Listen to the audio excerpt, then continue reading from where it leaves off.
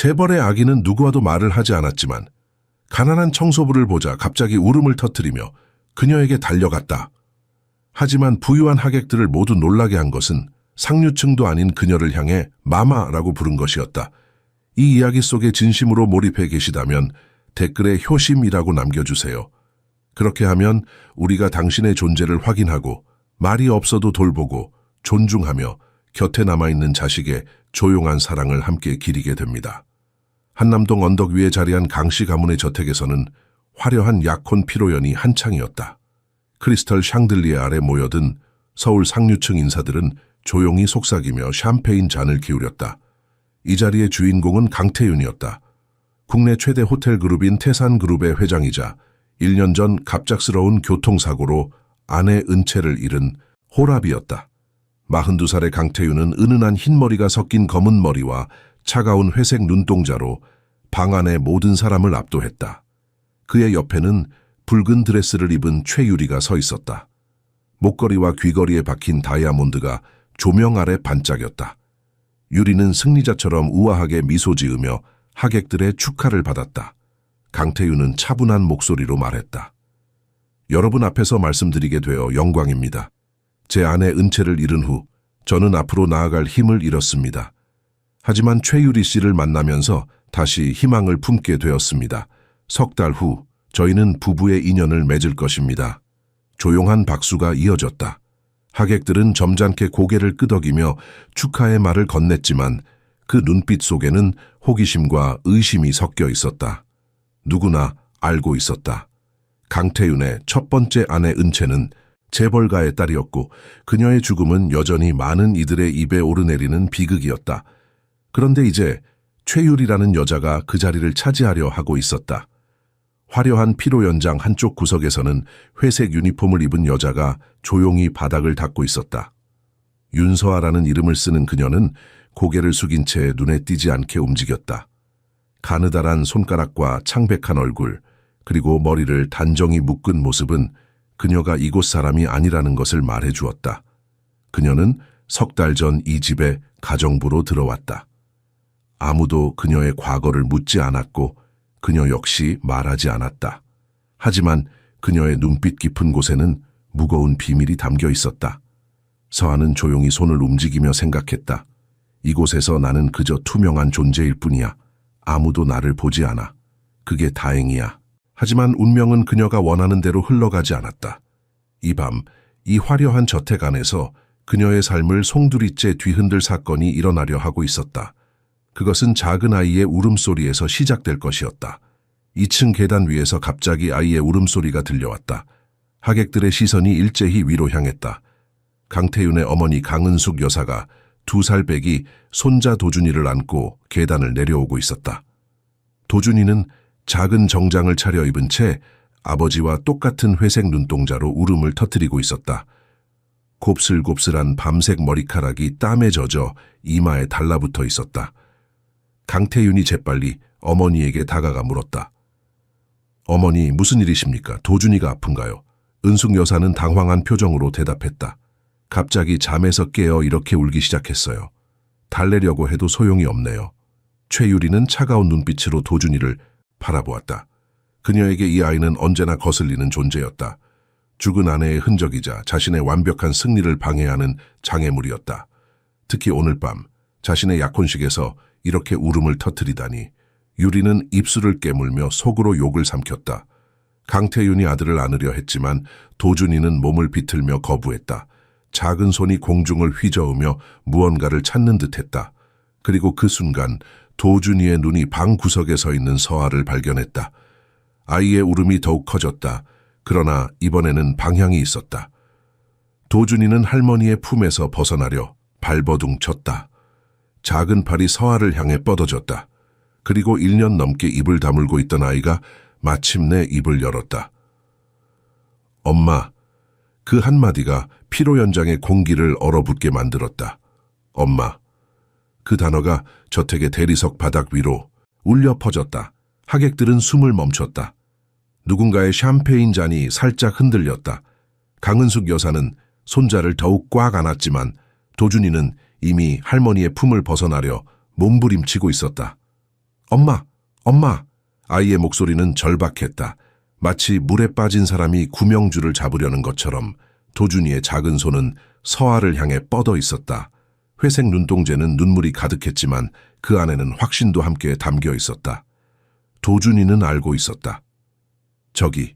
저 구석에 있는 여자가 자신이 찾던 사람이라는 것을. 강태윤은 얼어붙은 듯 서 있었다. 그의 아들은 1년 넘게 한마디도 하지 않았다. 교통사고 이후 도준이는 말을 잃었다. 여러 병원을 찾아다녔고 심리치료도 받았지만 소용없었다. 의사들은 시간이 필요하다고 했다. 언젠가는 말을 할 것이라고 했지만 아무도 그것이 언제일지는 알 수 없었다. 그런데 지금 이 순간 아들이 입을 열었다. 그것도 엄마라는 단어를.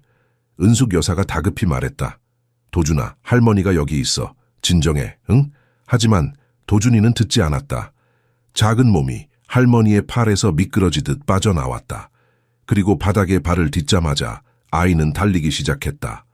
비틀거리면서도 넘어질 듯하면서도 도준이는 멈추지 않았다. 목표는 하나였다. 저 구석에 서 있는 회색 유니폼의 여자, 도준아. 강태윤이 외쳤다. 그는 아들을 잡으려 했지만 이미 늦었다. 도준이는 서아의 다리를 붙잡았다.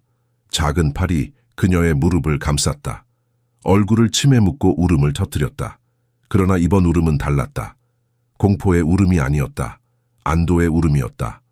마치 오랫동안 헤매던 아이가 마침내 집을 찾은 것처럼.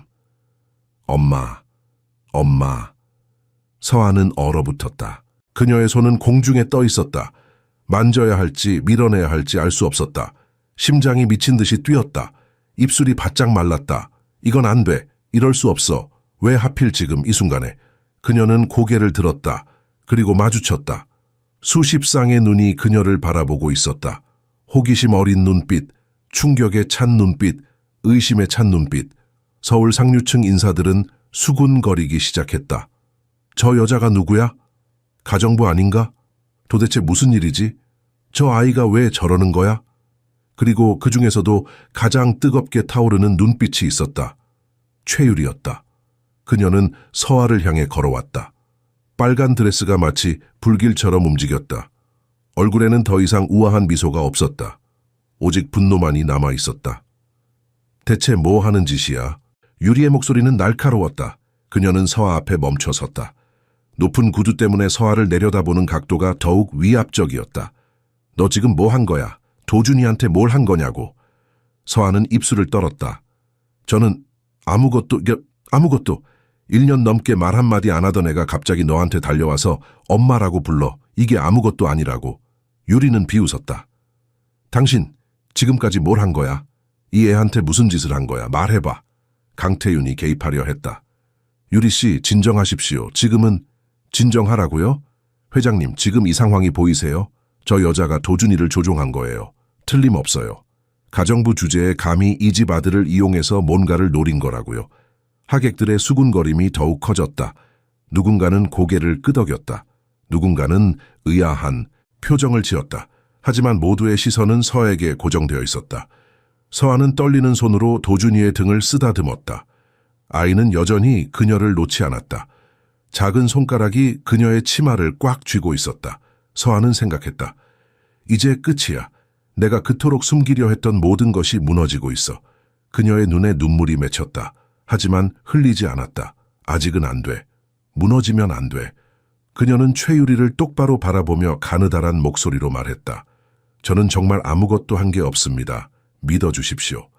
하지만 그 말은 공허하게 울렸다. 이미 의심의 씨앗은 뿌려졌고 진실은 어둠 속에 갇혀 있었다. 침묵이 무거웠다. 피로 연장은 이제 숨막히는 재판정처럼 변해 있었다. 도준이의 울음소리만이 그 침묵을 깨뜨렸다. 엄마, 엄마. 아이는 계속해서 같은 말을 반복했다. 그 목소리는 애절했고 간절했고 누가 들어도 진심이었다. 최유리는 한 걸음 더 다가섰다. 그녀의 손이 떨리고 있었다. 분노 때문이었을까? 아니면 두려움 때문이었을까? 당신 이름이 뭐야? 그녀가 차갑게 물었다. 윤서아입니다. 서아는 고개를 숙인 채 대답했다. 윤서아? 유리는 비웃었다. 3달 전에 들어온 가정부 맞지? 그동안 뭘 한 거야? 밤마다 이 애한테 다가가서 무슨 짓을 한 거야? 엄마라고 부르라고 가르친 거야? 아닙니다. 저는 그런 적이 거짓말. 유리의 목소리가 높아졌다. 1년 넘게 침묵하던 애가 갑자기 말을 한다고? 그것도 하필 당신한테? 이게 우연이라고 생각해? 당신이 뭔가 꾸민 거야. 이 집에 들어올 때부터 계획한 거라고. 강은숙 여사가 끼어들었다. 유리 씨, 진정하세요. 아직 상황을 파악하지도 못했는데 그렇게 함부로요. 할머님, 지금 이 상황이 이상하지 않으세요? 저 여자는 분명 뭔가 숨기고 있어요. 유리는 서아를 손가락으로 가리키며 소리쳤다. 당신 혹시 이 집안 재산을 노리는 거야? 아니면 회장님을 유혹하려는 거야? 아이를 이용해서 이 집에 발붙이려는 거지? 하객들 사이에서 웅성거림이 커졌다. 누군가는 고개를 끄덕였다. 그럴 수도 있겠네. 또 다른 누군가는 혀를 찼다. 요즘 세상에 무슨 일이든 일어나지. 의심의 눈초리가 서아를 향했다. 강태윤은 아들에게 다가갔다. 도준아, 아빠한테 와. 괜찮아. 아빠가 여기 있어. 하지만 도준이는 고개를 저었다. 서아의 치마를 더욱 꽉 붙잡았다. 작은 몸이 떨리고 있었다. 아이는 두려웠다. 이 여자에게서 떨어지면 다시는 찾지 못할 것 같았다. 그래서 더욱 세게 매달렸다. 도준아, 제발. 강태윤의 목소리에 간절함이 묻어났다. 하지만 아들은 움직이지 않았다. 서아는 천천히 무릎을 꿇었다. 도준이와 눈높이를 맞췄다. 그녀의 눈에서 눈물이 흘러내렸다. 도준아, 그녀는 속삭였다. 괜찮아. 무서워하지 마. 아빠한테 가. 도준이는 고개를 저었다. 싫어. 엄마 가면 안 돼. 그 말에 유리의 얼굴이 일그러졌다. 저것 봐요. 저것 봐. 저 여자가 뭔가 한 거라니까요. 마법이라도 건 거예요. 아니면 약을 먹였거나. 어떻게 애가 저렇게 매달릴 수가 있어요? 마법? 강은숙 여사가 반문했다. 유리 씨, 정신 차리세요. 여긴 21세기 대한민국이에요. 그럼 뭔데요? 할머님은 이게 정상이라고 생각하세요? 유리는 흥분했다. 그녀의 얼굴은 빨갛게 달아올랐다. 저 여자는 이 집에 들어온 지 3달밖에 안 됐어요. 그런데 도준이가 저렇게 매달린다고요? 말도 안 돼요. 강태윤이 단호하게 말했다. 유리 씨, 그만하십시오. 지금 이 상황에서 감정적으로 대응하는 건 도움이 안 됩니다. 감정적이라고요? 유리는 믿을 수 없다는 표정을 지었다. 회장님, 당신은 지금 저 여자 편을 드는 건가요? 우리 약혼식 날에? 분위기가 더욱 험악해졌다. 하객들은 이제 대놓고 수군거렸다. 누군가는 핸드폰을 꺼내 사진을 찍으려 했다. 이 스캔들은 내일이면 모든 신문에 실릴 것이었다. 서아는 떨리는 손으로 도준이를 쓰다듬었다. 아이의 작은 손가락이 그녀의 손을 꽉 잡았다. 그 순간 서아는 깨달았다. 자신이 아무리 숨으려 해도 운명은 이미 정해져 있었다. 이 아이가 그녀를 찾아냈다. 그리고 이제 모든 것이 무너지기 시작했다. 강태윤은 깊은 한숨을 내쉬었다. 그는 주변을 둘러보았다. 하객들의 눈빛, 어머니의 걱정스러운 표정, 유리의 분노에 찬 얼굴, 그리고 마지막으로 서아를 보았다. 그녀의 눈에 담긴 두려움과 슬픔을. 뭔가 잘못되어 가고 있었다. 하지만 그는 아직 무엇이 잘못된 건지 알 수 없었다. 모두 제 서재로 오십시오. 강태윤이 명령했다. 지금 당장. 강태윤의 명령은 절대적이었다. 하객들은 조용히 물러났지만 그들의 눈빛은 여전히 호기심으로 가득했다. 이 스캔들은 이미 입에서 입으로 퍼지기 시작했다. 내일이면 서울 전체가 알게 될 것이었다. 어머니 유리 씨, 그리고 강태윤은 서아를 바라보았다. 윤서아 씨도 함께 오십시오. 서아는 고개를 끄덕였다. 도준이는 여전히 그녀의 손을 놓지 않았다. 강태윤이 아들을 안으려 했지만 도준이는 몸을 비틀며 거부했다. 싫어. 엄마랑 갈 거야. 강은숙 여사가 손자를 달래려 했다. 도준아, 할머니가 안아줄게. 응? 싫어. 도준이는 더 크게 울었다. 엄마 가면 안 돼. 최유리는 이를 악물었다. 그녀의 손톱이 손바닥을 파고들었다. 이 계집이 대체 뭘 한 거야? 어떻게 애를 이렇게 만든 거지? 유리는 서아를 향한 증오가 치솟는 것을 느꼈다. 오늘은 자신의 승리의 날이었어야 했다. 서울 최고의 재벌과 약혼한 날. 그런데 이 보잘것없는 가정부가 모든 것을 망쳐놓았다. 계단을 올라가는 동안 침묵이 흘렀다. 강태윤이 앞장섰고 그 뒤를 은숙 여사가 따랐다. 최유리는 팔짱을 끼고 서아를 노려보며 걸었다. 그리고 맨 뒤에는 서아가 도준이의 손을 잡고 천천히 걸었다. 서아의 마음은 혼란스러웠다. 어떻게 이런 일이, 내가 그토록 조심했는데, 아무도 눈치채지 못하게 숨어 지냈는데. 그녀는 도준이를 내려다보았다. 아이는 그녀의 손을 꽉 잡고 있었다. 작은 손가락에 힘이 가득했다. 마치 놓으면 영원히 잃을 것처럼. 미안해, 도준아. 나 때문에 네가 이렇게 힘들어하는구나. 서아의 눈에 다시 눈물이 맺혔다. 하지만 이번에는 흘리지 않았다. 지금 무너지면 모든 것이 끝이었다. 서재문이 열렸다. 넓은 공간이 펼쳐졌다. 벽면을 가득 채운 책들, 커다란 책상, 그리고 창밖으로 보이는 서울의 야경. 하지만 지금 이 방의 분위기는 아름다움과는 거리가 멀었다. 강태윤은 책상 뒤에 앉았다. 그의 표정은 단단했다. 앉으십시오. 은숙 여사는 소파에 앉았다. 최유리는 서지 않고 서 있었다. 그녀는 언제든 공격할 준비가 되어 있었다. 서아는 문 가까이에 섰다. 도준이는 그녀의 다리에 매달려 있었다. 강태윤이 입을 열었다. 윤서아 씨. 예. 서아는 가느다랗게 대답했다. 이게 대체 어떻게 된 일입니까? 도준이가 왜 당신을 엄마라고 부르는 겁니까? 서아는 입술을 깨물었다. 뭐라고 대답해야 할까? 진실을 말할 수는 없었다. 하지만 거짓말도 할 수 없었다. 저는 잘 모르겠습니다. 모른다고? 최유리가 비웃었다. 당신이 뭔가 했으니까 저러는 거잖아. 실토해. 도준이한테 뭘 한 거야? 저는 아무것도 하지 않았습니다. 서아는 떨리는 목소리로 말했다.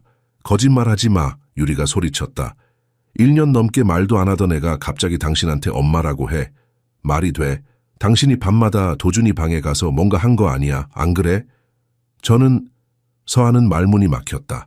강은숙 여사가 조용히 말했다. 유리 씨, 진정하세요. 지금은 차분하게 이야기해야 할 때입니다. 차분하게요. 유리는 믿을 수 없다는 듯 말했다. 할머님, 지금 무슨 일이 벌어지고 있는지 모르세요? 저 여자가 이 집을 노리고 있다고요. 도준이를 이용해서 회장님 마음을 움직이려는 거예요. 강태윤이 손을 들어 제지했다. 충분합니다, 유리 씨.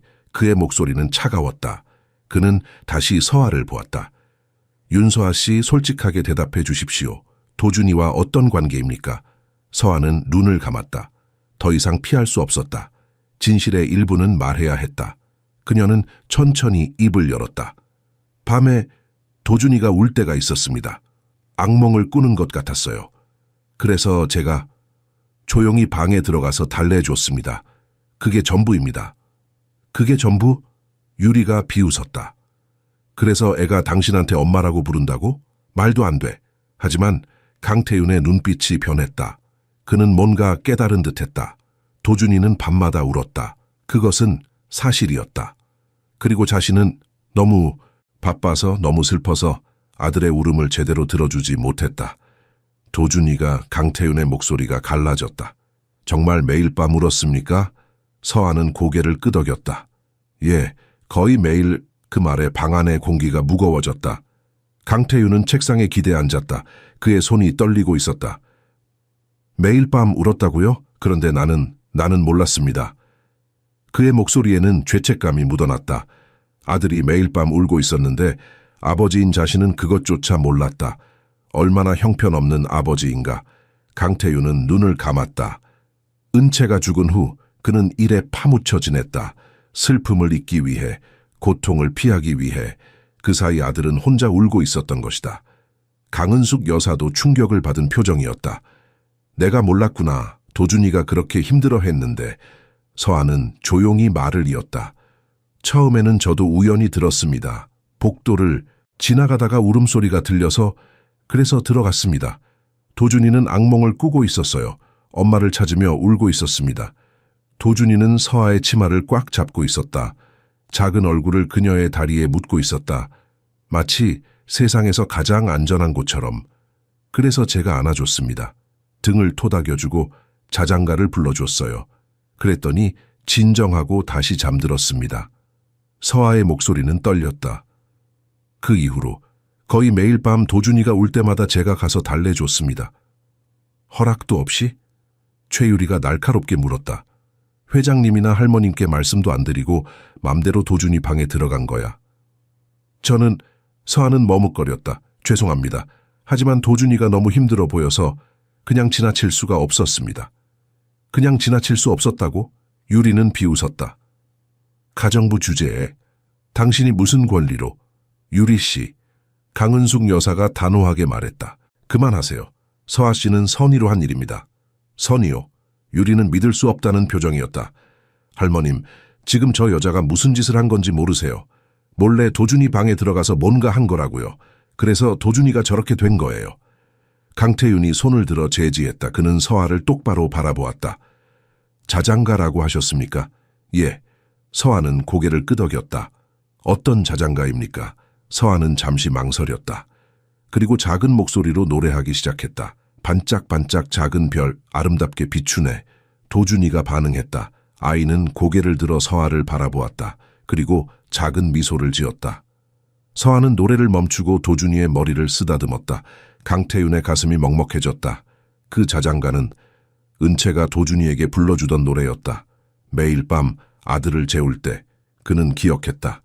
아내의 부드러운 목소리, 아들의 평화로운 얼굴, 그 모든 것이 교통사고와 함께 사라졌다고 생각했다. 그런데 지금 이 낯선 여자가 같은 노래를 부르고 있었다. 어떻게? 강태윤의 목소리가 떨렸다.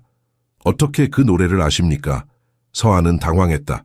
저는 그냥 흔한 자장가라서. 아닙니다. 강태윤이 고개를 저었다. 제 아내가 도준이에게 불러주던 노래입니다. 매일 밤. 방 안이 다시 침묵에 잠겼다. 최유리는 의심스러운 눈빛으로 서아를 쳐다보았다. 이상하네요. 이것을 어떻게 알았죠? 혹시 누구한테 들은 거 아니에요? 미리 조사한 거죠? 아닙니다. 서아는 부인했다. 저는 정말 그냥, 하지만 그녀의 말은 설득력이 없었다. 너무나 많은 우연이 겹쳐 있었다. 도준이가 그녀를 엄마라고 부른 것, 그녀가 매일 밤 아이를 돌본 것, 그리고 죽은 아내의 자장가까지 부른 것. 강은숙 여사는 서아를 자세히 바라보았다. 뭔가 이상했다. 이 여자에게는 뭔가 숨겨진 것이 있었다. 하지만 그것이 나쁜 것인지 좋은 것인지는 알 수 없었다. 윤서아 씨, 강근숙 여사가 조용히 물었다. 당신은 대체 누구입니까? 서아는 고개를 숙였다. 대답할 수 없었다. 진실을 말하면 모든 것이 무너진다. 하지만 거짓말을 계속하면 언젠가는 들통날 것이었다. 그녀는 막다른 길에 서 있었다. 도준이가 다시 엄마라고 속삭였다. 그 한마디가 서아의 가슴을 찔렀다. 아이는 아무것도 모르고 있었다. 그저 자신을 위로해준 사람을 엄마라고 부를 뿐이었다. 하지만 그 순수한 마음이 지금 모든 것을 복잡하게 만들고 있었다. 서아는 눈물을 참으며 생각했다. 미안해, 정말 미안해. 나는 그저 너를 도와주고 싶었을 뿐이야. 최유리는 더 이상 참을 수 없었다. 그녀는 강태윤에게 다가가 단호하게 말했다. 회장님, 이제 결정하셔야 합니다. 저 여자를 당장 내보내세요. 강태윤은 대답하지 않았다. 그는 여전히 서아를 바라보고 있었다. 뭔가 맞지 않았다. 이 여자에게는 숨겨진 무언가가 있었다. 하지만 그것이 악의인지 아니면 다른 것인지 알 수 없었다. 회장님, 유리는 목소리를 높였다. 지금 무슨 생각을 하시는 거예요? 저 여자가 도준이를 조종한 거예요. 당장 내보내야죠. 조종? 강은숙 여사가 반박했다. 유리 씨, 그런 말은 근거가 있어야 하는 겁니다. 서아 씨가 도준이를 돌봐준 건 사실이에요. 그게 뭐가 잘못됐나요? 잘못됐죠. 유리는 소리쳤다. 허락도 없이 몰래 아이 방에 들어간 게 문제예요. 가정부가 무슨 권리로 그런 짓을 해요. 그 짓 덕분에 도준이가 위로받았다는 건 생각 안 하시나요? 은숙 여사의 목소리는 차가웠다. 우리 모두가 도준이의 울음소리를 듣지 못했을 때 서아 씨가 아이 곁에 있어줬어요. 그게 그렇게 나쁜 일인가요? 유리는 말문이 막혔다. 하지만 곧 다시 공격했다. 그렇다고 해도 도준이가 저 여자를 엄마라고 부르는 건 비정상이에요. 분명 뭔가 세뇌를 한 거라고요. 세뇌. 강태윤이 처음으로 입을 열었다. 유리 씨, 진정하십시오. 감정적으로 대응하면 진실을 볼 수 없습니다. 감정적이라고요? 유리는 믿을 수 없다는 듯 그를 바라보았다. 회장님, 당신은 지금 상황이 얼마나 심각한지 모르세요. 내일이면 이 일이 신문에 실릴 거예요. 강태윤 회장의 약혼식 날, 아들이 가정부를 엄마라고 불러 이런 제목으로요. 우리 집안이 웃음거리가 될 거라고요. 그게 지금 중요한 문제입니까? 강은숙 여사가 냉정하게 물었다. 세상, 사람들이 뭐라고 하든 가장 중요한 건 도준이에요. 우리 손자가 1년 넘게 말을 안 하다가 오늘 처음으로 입을 열었어요. 그게 가장 중요한 거예요. 유리는 분노로 얼굴이 빨개졌다. 할머님은 왜 계속 저 여자 편을 드세요? 편을 드는 게 아닙니다. 은숙 여사는 차분하게 말했다. 사실을 말하는 거예요.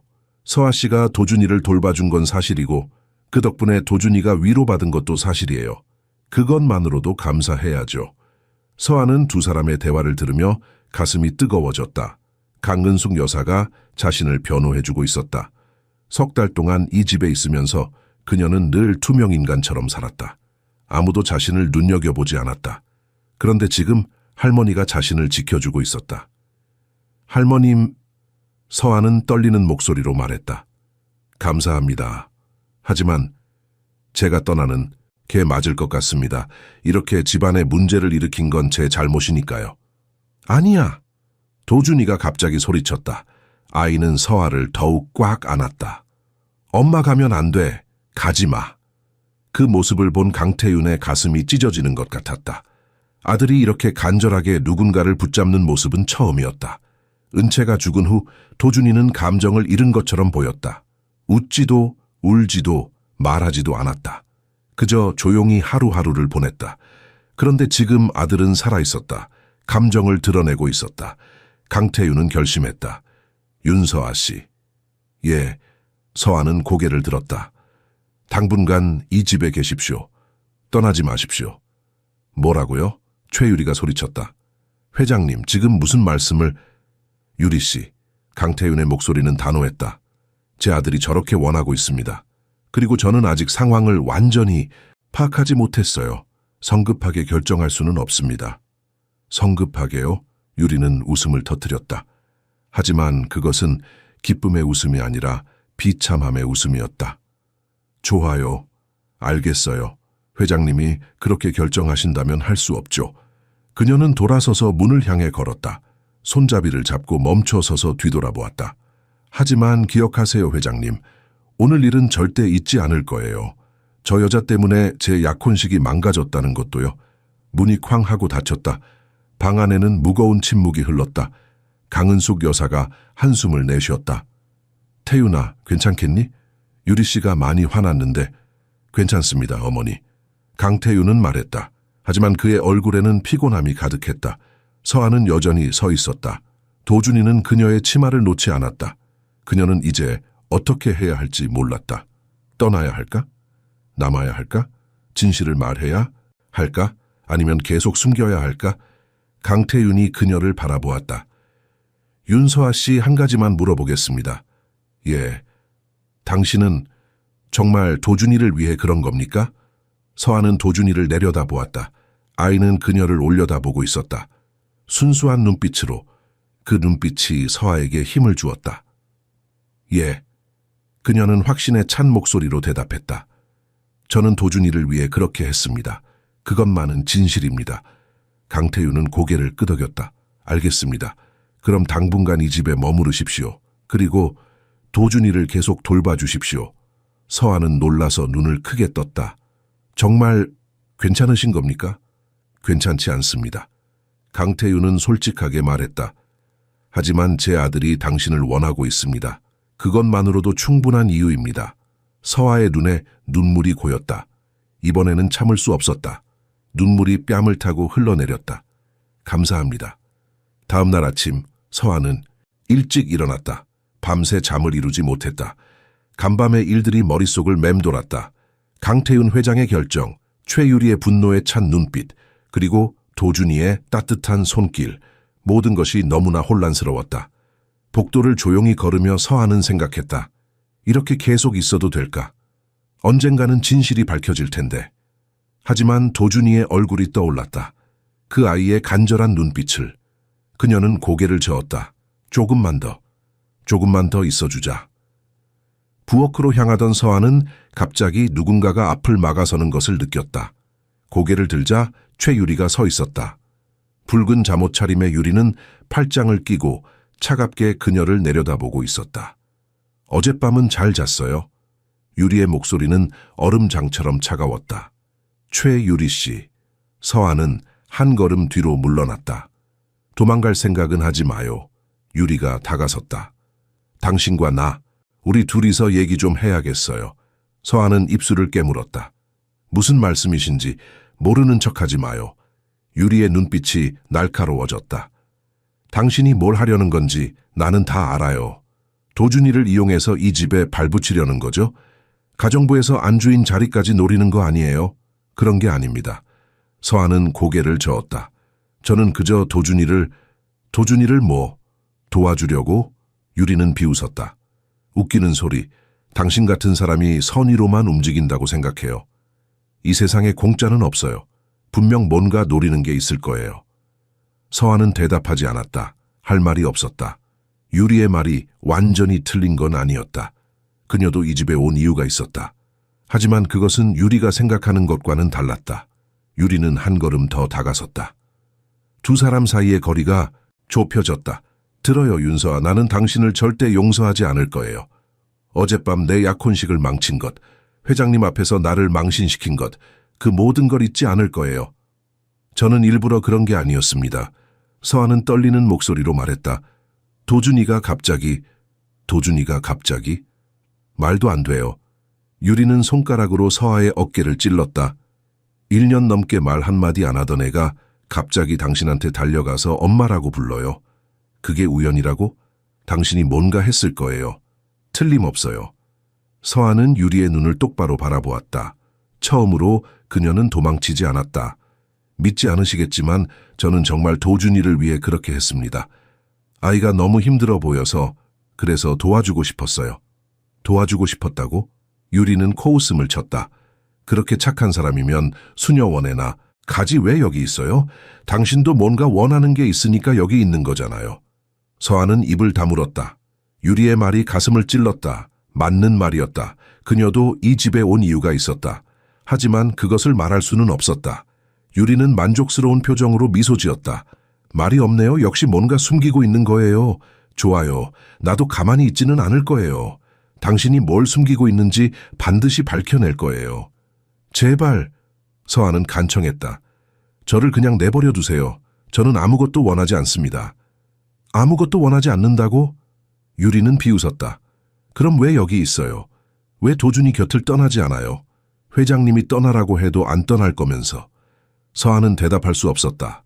유리의 말이 맞았다. 강태윤이 떠나라고 해도 그녀는 쉽게 떠날 수 없을 것 같았다. 도준이 때문에. 유리는 몸을 돌렸다. 하지만 몇 걸음 걷다가 멈춰 섰다. 뒤돌아보지 않고 차갑게 말했다. 한 가지만 기억해요, 윤서아. 이 집의 안주인은 나예요. 곧 강태윤 회장의 아내가 될 사람이고요. 당신은 그저 가정부일 뿐이에요. 그 선을 넘으려고 하면 후회하게 만들 거예요. 유리는 사라졌다.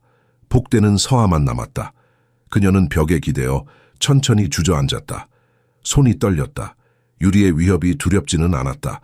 하지만 그녀의 말이 무서웠다. 왜냐하면 사실이었기 때문이다. 서아는 자신이 이 집에서 어떤 위치에 있는지 잘 알고 있었다. 가정부, 투명인간, 아무도 신경 쓰지 않는 존재. 그런데 어젯밤 그 모든 것이 무너졌다. 도준이가 그녀를 엄마라고 불렀고 모든 사람이 그녀를 보기 시작했다. 이제 그녀는 더 이상 투명하지 않았다. 이제 어떻게 되는 걸까? 서아는 생각했다. 내가 여기 남아있으면 결국 진실이 밝혀질 텐데 그때가 되면 모든 게 끝나겠지. 하지만 지금은 떠날 수 없었다. 도준이가 있었다. 그 아이의 눈빛을 배신할 수 없었다. 서아는 천천히 일어섰다. 부엌으로 향했다. 오늘도 일은 계속되어야 했다. 아침 식사를 준비하고 청소를 하고 도준이를 돌봐야 했다. 그것이 그녀의 역할이었다. 적어도 지금은. 며칠이 지났다. 저택 안의 분위기는 여전히 무거웠다. 하객들은 모두 떠났지만 그들이 남긴 소문은 서울 곳곳으로 퍼져나갔다. 강태윤 회장의 아들이 가정부를 엄마라고 불렀다더라. 약혼녀 최유리가 그 자리에서 화를 냈다더라. 온갖 추측과 소문이 난무했다. 강태윤은 서재에 앉아 서류를 보고 있었지만 집중할 수 없었다. 머릿속에는 온통 도준이의 모습이 가득했다. 아들이 서아를 안고 우는 모습, 엄마라고 부르는 모습. 1년 넘게 침묵하던 아이가 마침내 입을 연 순간 나는 아버지로서 뭘 한 거지? 강태윤은 자책했다. 아들이 매일 밤 울고 있었는데 나는 모르고 있었어. 일에만 빠져서 내 슬픔에만 빠져서. 은채가 죽은 후 그는 도준이를 제대로 돌보지 못했다. 아버지로서의 역할을 방기했다. 대신 일에 몰두했다. 회사 일, 사업 확장, 새로운 프로젝트, 그것들로 자신의 슬픔을 숨기려 했다. 하지만 그 사이 아들은 혼자 무너지고 있었다. 문을 두드리는 소리가 들렸다. 들어오세요. 강은숙 여사가 들어왔다. 그녀는 아들의 피곤한 얼굴을 보며 한숨을 내쉬었다. 태윤아, 너 요즘 얼굴이 말이 아니구나. 괜찮습니다, 어머니. 강태윤은 억지로 미소 지었다. 괜찮을 리가 없지. 은숙 여사는 아들 맞은편에 앉았다. 유리 씨 때문에 고민이 많지? 강태윤은 대답하지 않았다. 고민이라면 너무 많았다. 유리와의 약혼, 도준이의 상태, 그리고 서아에 대한 의문. 어머니, 강태윤이 조심스럽게 물었다. 제가 잘못된 결정을 한 걸까요? 무슨 결정? 서아 씨를 이 집에 남겨둔 것 말입니다. 강태윤은 한숨을 쉬었다. 유리 씨는 화가 많이 났고 주변 사람들도 이상하게 생각하고 있습니다. 하지만 도준이는 서아 씨를 필요로 하고 있어. 은숙 여사가 말을 이었다. 그리고 그게 가장 중요한 거야, 태윤아. 네 아들이 1년 만에 말을 했어. 그것만으로도 충분한 이유야. 강태윤은 고개를 끄덕였다. 어머니의 말이 맞았다. 어머니, 제가 한 가지 결정을 내렸습니다. 뭔데? 세화 씨의 방을 옮기려고 합니다. 도준이 방 옆으로요. 은숙 여사는 놀란 표정을 지었다. 그게 괜찮겠니? 유리 씨가 알면 상관없습니다. 강태윤의 목소리는 단호했다. 도준이가 밤마다 서아 씨를 찾습니다. 지난 며칠 동안 계속 그랬어요. 악몽을 꾸면 서아 씨를 부르고 그녀가 와야만 진정됩니다. 차라리 가까운 곳에 있는 게 나을 것 같습니다. 은숙 여사는 잠시 생각에 잠겼다. 그래, 내 판단이 맞을 거야. 도준이를 위해서라면 그게 최선이겠지. 그날 오후 강태윤은 서아를 불렀다. 서아는 긴장한 얼굴로 서재에 들어왔다. 부르셨습니까, 회장님? 앉으십시오. 강태윤이 말했다. 서아는 조심스럽게 의자 끝에 앉았다. 손은 무릎 위에서 떨리고 있었다. 혹시 해고하려는 건가? 그녀는 두려웠다. 윤서아 씨, 강태윤이 입을 열었다. 오늘부터 방을 옮기시게 될 겁니다. 서아의 얼굴이 창백해졌다. 그게 무슨 말씀이신지. 도준이 방 옆에 있는 객실로 옮기십시오. 강태윤은 침착하게 말했다. 도준이가 밤마다 당신을 찾습니다. 가까운 곳에 있는 게 아이에게도 당신에게도 편할겠습니다. 서아는 깜짝 놀랐다. 해고가 아니었다. 오히려 더 가까이 오라는 것이었다. 하지만 회장님, 저는 가정부입니다. 객실에 머무는 건 제 아들이 당신을 필요로 합니다. 강태윤의 목소리에는 간청이 담겨 있었다. 도준이를 위해서입니다. 부탁드립니다. 서아는 눈물이 날 것 같았다. 이 남자는 자신의 자존심을 내려놓고 가정부에게 부탁하고 있었다. 아들을 위해서. 알겠습니다. 그렇게 하겠습니다. 그날 저녁 서아는 짐을 꾸려 2층으로 올라갔다. 새로운 방은 도준이 방 바로 옆이었다. 크지는 않았지만 깨끗하고 아늑했다. 창밖으로는 서울의 야경이 보였다. 서아는 침대에 앉았다. 이게 정말 괜찮은 걸까? 그녀는 의문이 들었다. 점점 더 이 집 안으로 깊이 들어가고 있었다. 처음에는 그저 가정부였는데 이제는 도준이의 곁에 있는 사람이 되었다. 이렇게 계속 가면 언젠가는 진실을 말해야 할 때가 올 것이었다. 밤이 깊어졌다. 서아는 침대에 누워 있었지만 잠들 수 없었다. 그때 옆방에서 소리가 들렸다. 도준이의 울음소리였다. 서아는 재빨리 일어나 도준이 방으로 갔다. 문을 열자 아이가 침대에서 울고 있었다. 엄마, 엄마. 여기 있어, 도준아. 서아는 아이를 안았다. 괜찮아. 엄마가 여기 있어. 도준이는 서아의 품에 안겨 울음을 멈췄다. 작은 손이 그녀의 옷을 꽉 잡았다. 서아는 자장가를 불렀다. 부드러운 목소리로 천천히. 문 밖에서 강태윤이 그 모습을 지켜보고 있었다. 그의 가슴이 뜨거워졌다. 서아가 아들을 안고 있는 모습이 마치 은채처럼 보였다. 아니, 은채와는 달랐다. 하지만 그 따뜻함은 같았다. 강태윤은 조용히 물러났다. 고마워요, 서아 씨. 그는 속으로 생각했다. 내가 해주지 못한 것을 당신이 해주고 있군요. 다음 날 아침 강은숙 여사는 정원에서 차를 마시고 있었다. 가을 햇살이 따뜻했지만 그녀의 마음은 복잡했다. 며칠 전부터 계속 생각하던 것이 있었다. 윤서아에 대해서. 태나야, 은숙 여사가 가정부장을 불렀다. 서아 씨 좀 이리 보내줄래요? 알겠습니다, 마님. 잠시 후 서아가 나타났다. 그녀는 조심스럽게 인사했다. 부르셨습니까, 할머님? 앉아요. 은숙 여사가 부드럽게 말했다. 차 한잔 하면서 이야기해요. 서아는 긴장하며 앉았다. 은숙 여사는 그녀를 가만히 바라보았다. 젊고 아름다운 얼굴, 하지만 그 눈빛에는 깊은 슬픔이 담겨 있었다. 뭔가 숨기고 있는 것이 분명했다. 서아 씨, 은숙 여사가 조용히 물었다. 당신은 대체 누구입니까? 서아는 찻잔을 든 손이 떨렸다. 저는 윤서아입니다. 그게 진짜 이름입니까? 은숙 여사의 눈빛은 날카로웠다. 서아는 대답하지 못했다. 거짓말을 할 수도 진실을 말할 수도 없었다. 당신을 처음 봤을 때부터 이상했어요. 은숙 여사가 말을 이었다. 가정부 일을 하면서도 손이 너무 곱더군요. 말투도 교양 있고, 그리고 도준이를 대하는 태도, 마치 아이를 키워본 사람처럼. 저는, 서아는 입술을 깨물었다. 숨기고 있는 게 뭡니까? 은숙 여사가 물었다. 왜 이 집에 왔습니까? 진짜 이유가 뭡니까? 서아의 눈에 눈물이 맺혔다.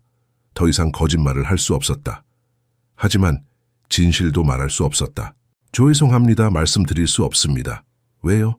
말하면 모든 게 끝나니까요. 서아의 목소리가 떨렸다. 저는 그저 도준이 곁에 있고 싶을 뿐입니다. 그게 전부입니다. 은숙 여사는 한숨을 쉬었다. 당신이 나쁜 사람은 아니라고 생각해요. 도준이를 대하는 걸 보면 알 수 있어요. 진심으로 아이를 아끼는 게 보여요. 하지만 비밀은 언젠가 드러나게 되어 있어요. 은숙 여사가 말했다. 그때가 되면 더 힘들어질 거예요. 지금 말하는 게 나을지도 몰라요.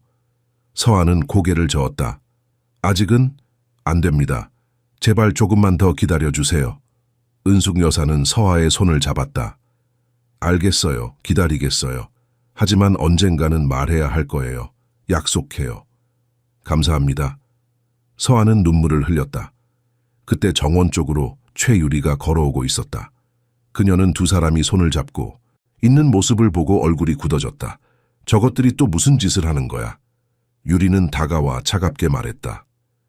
할머님, 무슨 이야기를 그렇게 진지하게 하세요? 별거 아니에요. 은숙 여사가 대답했다. 서아 씨랑 손을 잡고 계시던데요? 유리는 비꼬듯 물었다. 많이 친해지신 것 같네요. 유리 씨, 은숙 여사의 목소리가 차가워졌다. 그게 무슨 문제라도 됩니까? 문제요? 유리는 웃었다. 할머님이 가정부랑 그렇게 친하게 지내시는 게 이상하지 않나요? 집안에 위계질서가 있는데. 위계질서? 은숙 여사가 반문했다. 사람을 대하는데 무슨 위계질서가 필요합니까? 당연히 필요하죠. 유리는 목소리를 높였다. 할머님이 저 여자를 너무 편들어 주시니까 저 여자가 착각하는 거예요. 자기가 이 집 사람인 줄 아는 거라고요. 착각? 은숙 여사가 일어섰다. 그녀의 눈빛은 차가웠다. 서아 씨는 도준이를 돌봐주고 있어요. 우리 손자가 1년 만에 말을 하게 된 건 서아 씨 덕분이에요. 그런데 당신은 그동안 도준이를 위해 뭘 했나요? 유리는 말문이 막혔다. 제가 아무것도 안 했죠. 은숙 여사가 차갑게 말했다. 도준이가 우는 것도 신경 안 쓰고 아이를 귀찮아하기만 했죠. 제가 다 봤어요, 유리 씨. 당신이 도준이를 어떻게 대하는지. 할머님, 유리는 화가 났다. 그건 오해예요. 저는 오해가 아니에요. 은숙 여사가 단호하게 말했다. 당신은 도준이를 사랑하지 않아요. 그저 강태윤 회장의 아내가 되고 싶을 뿐이죠.